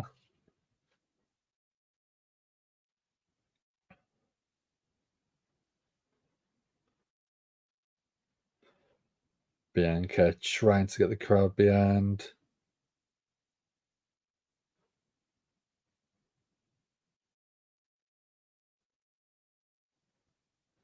Bayley being put on the top turnbuckle. Bianca climbing up to meet. What's Bianca looking for? Is it a suplex? Looks like she's going for a suplex. Bayley fighting back. Bianca with a moonsault. Beautiful. Jumps back up. Ooh. Superplex off the top. Bit of a twist in midair. I didn't think Bayley was going to get the rotation, but seems to land all right. 1, 2, kick out at toe from Bayley.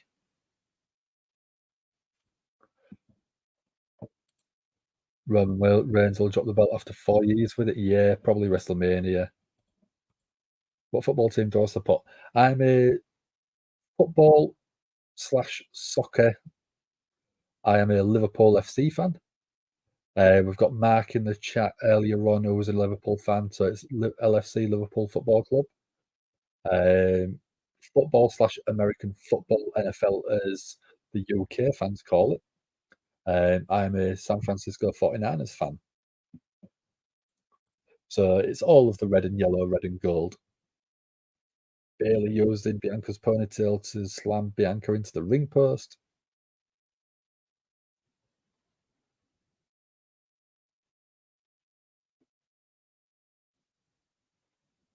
Bianca thrown in the ring. Bayley going up, climbing up to the top.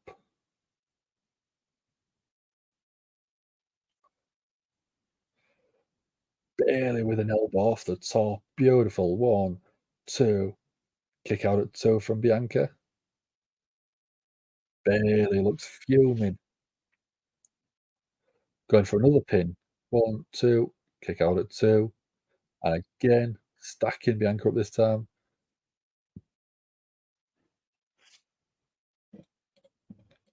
Arsenal and Philadelphia Eagles fan. Not bad teams, not bad teams. I used to really enjoy watching Arsenal play, but I only used to watch them because I've got the same birthday as Arsene Wenger, one of your former managers. Both born 22nd of October. Carrie doesn't appear on Can a chance if he join a second one, he'll be upset. Yep. Bayley has taken the cover off the announce desk. Bayley are then hanging Bianca up on the bottom rope. Bayley's looking to try and get a powerbomb to Bianca through the announce desk. Bianca grabbing hold of the ropes and keeping hold, creating a bit of separation.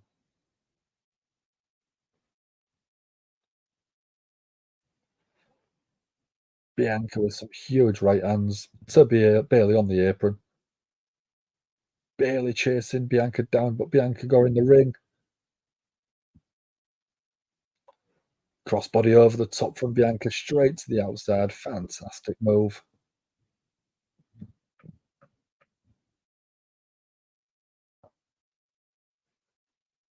Bianca looked across at the announce desk, but then put her in the ring.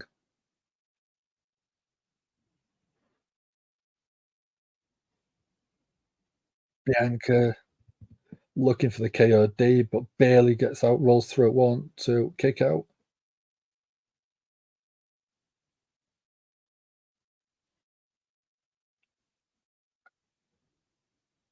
Bayley holding the ponytail of Bianca.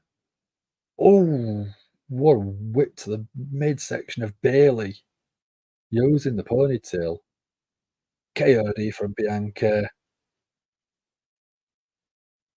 Forearm to the face in the pin. 1, 2, 3 count. Bianca gets the win. Great match.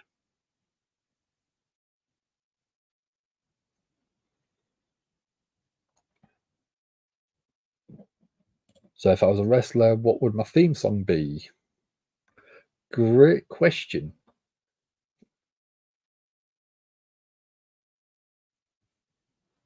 Hmm. I'd probably want something fast and heavy, very similar to Enjoy Time, Kill Switch, great song. Um, I'd probably have something from Bullet for My Valentine, Waking the Demon, something like that. Love the drums in it, it gets me hyped up, so I'd yeah, I'd probably go something Bullet for My Valentine.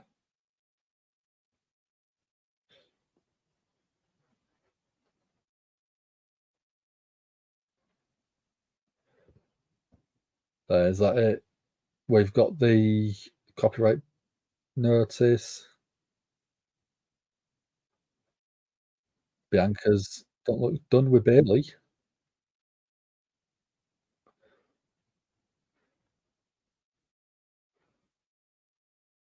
Bianca grabs Bayley from behind. Bianca's looking for another KOD.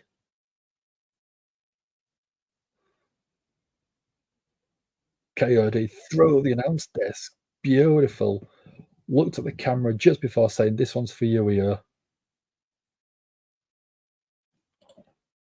If you Brooke Jensen is separate ways by Journey. Post-match attack is uncalled for. It's a heel move, isn't it? That's a very heel move. It's not a babyface move to attack after you've won the match. So that's it. That is SmackDown all done and dusted for tonight for you guys.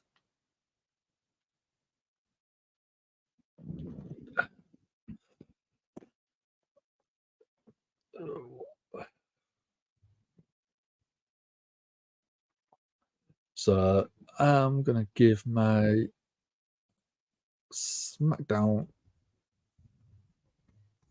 recap. I'm just gonna win that poll. Yeah.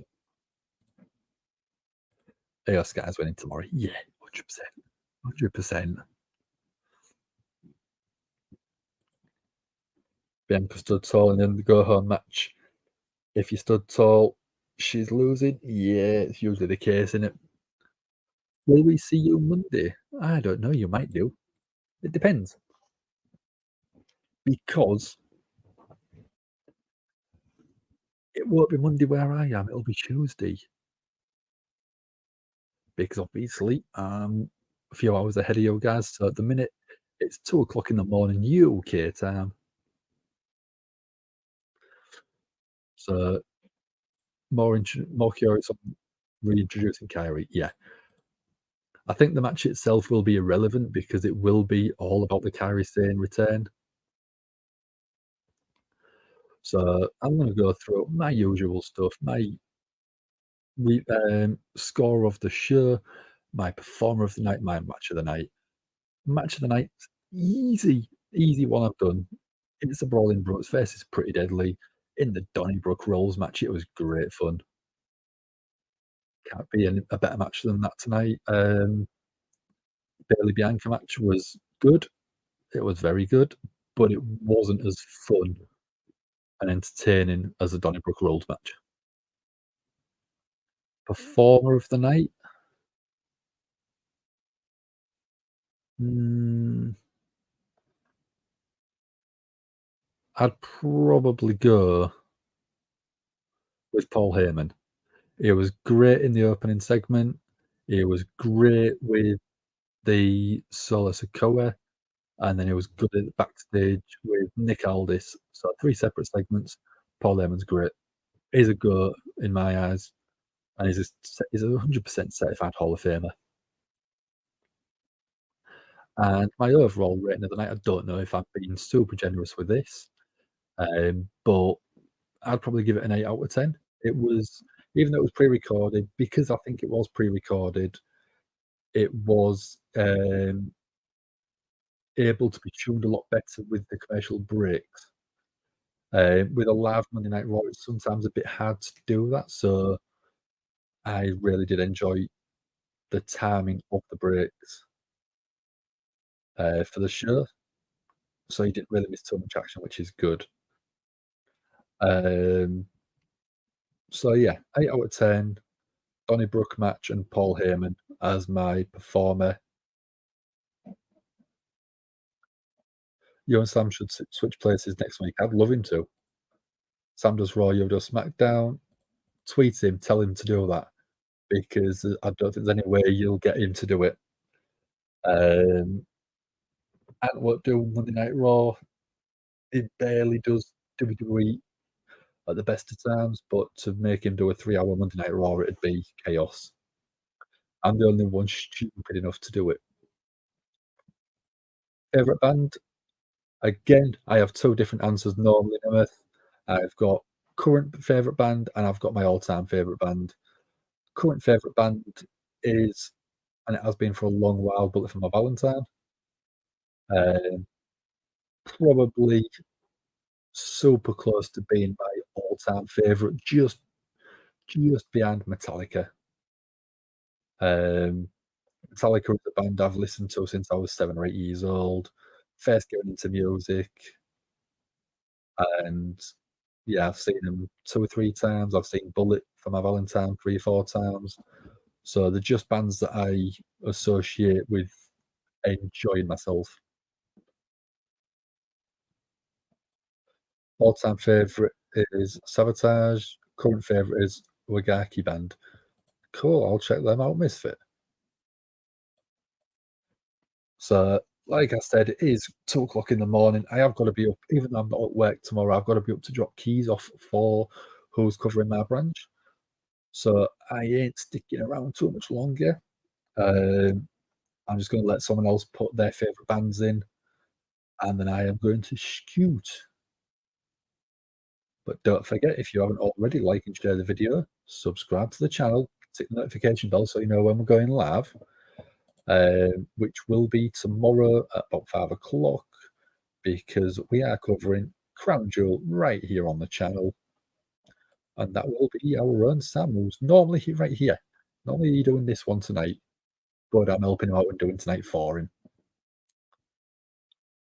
So who else is going to put their favourite band in? Nemeth, who's your favourite band? And then I can go to bed.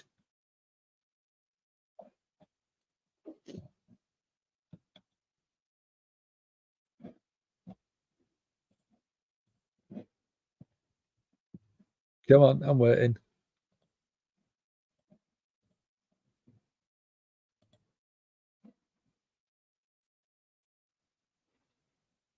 Come on.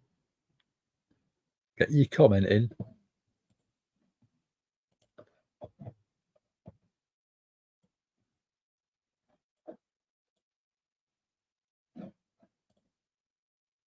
Sabotage is now a Trans-Siberian Orchestra, basically. Okay.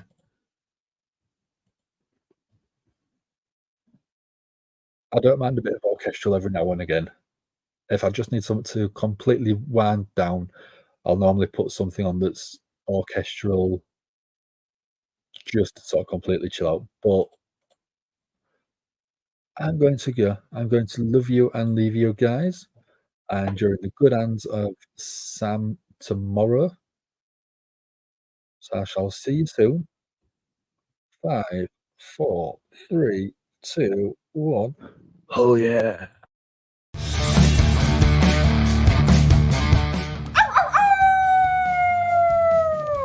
Hello, this is Shotzi Blackheart, and welcome to Gimme a Whole Yeah! I hope everyone checking this out in Yorkshire and beyond is having a great day.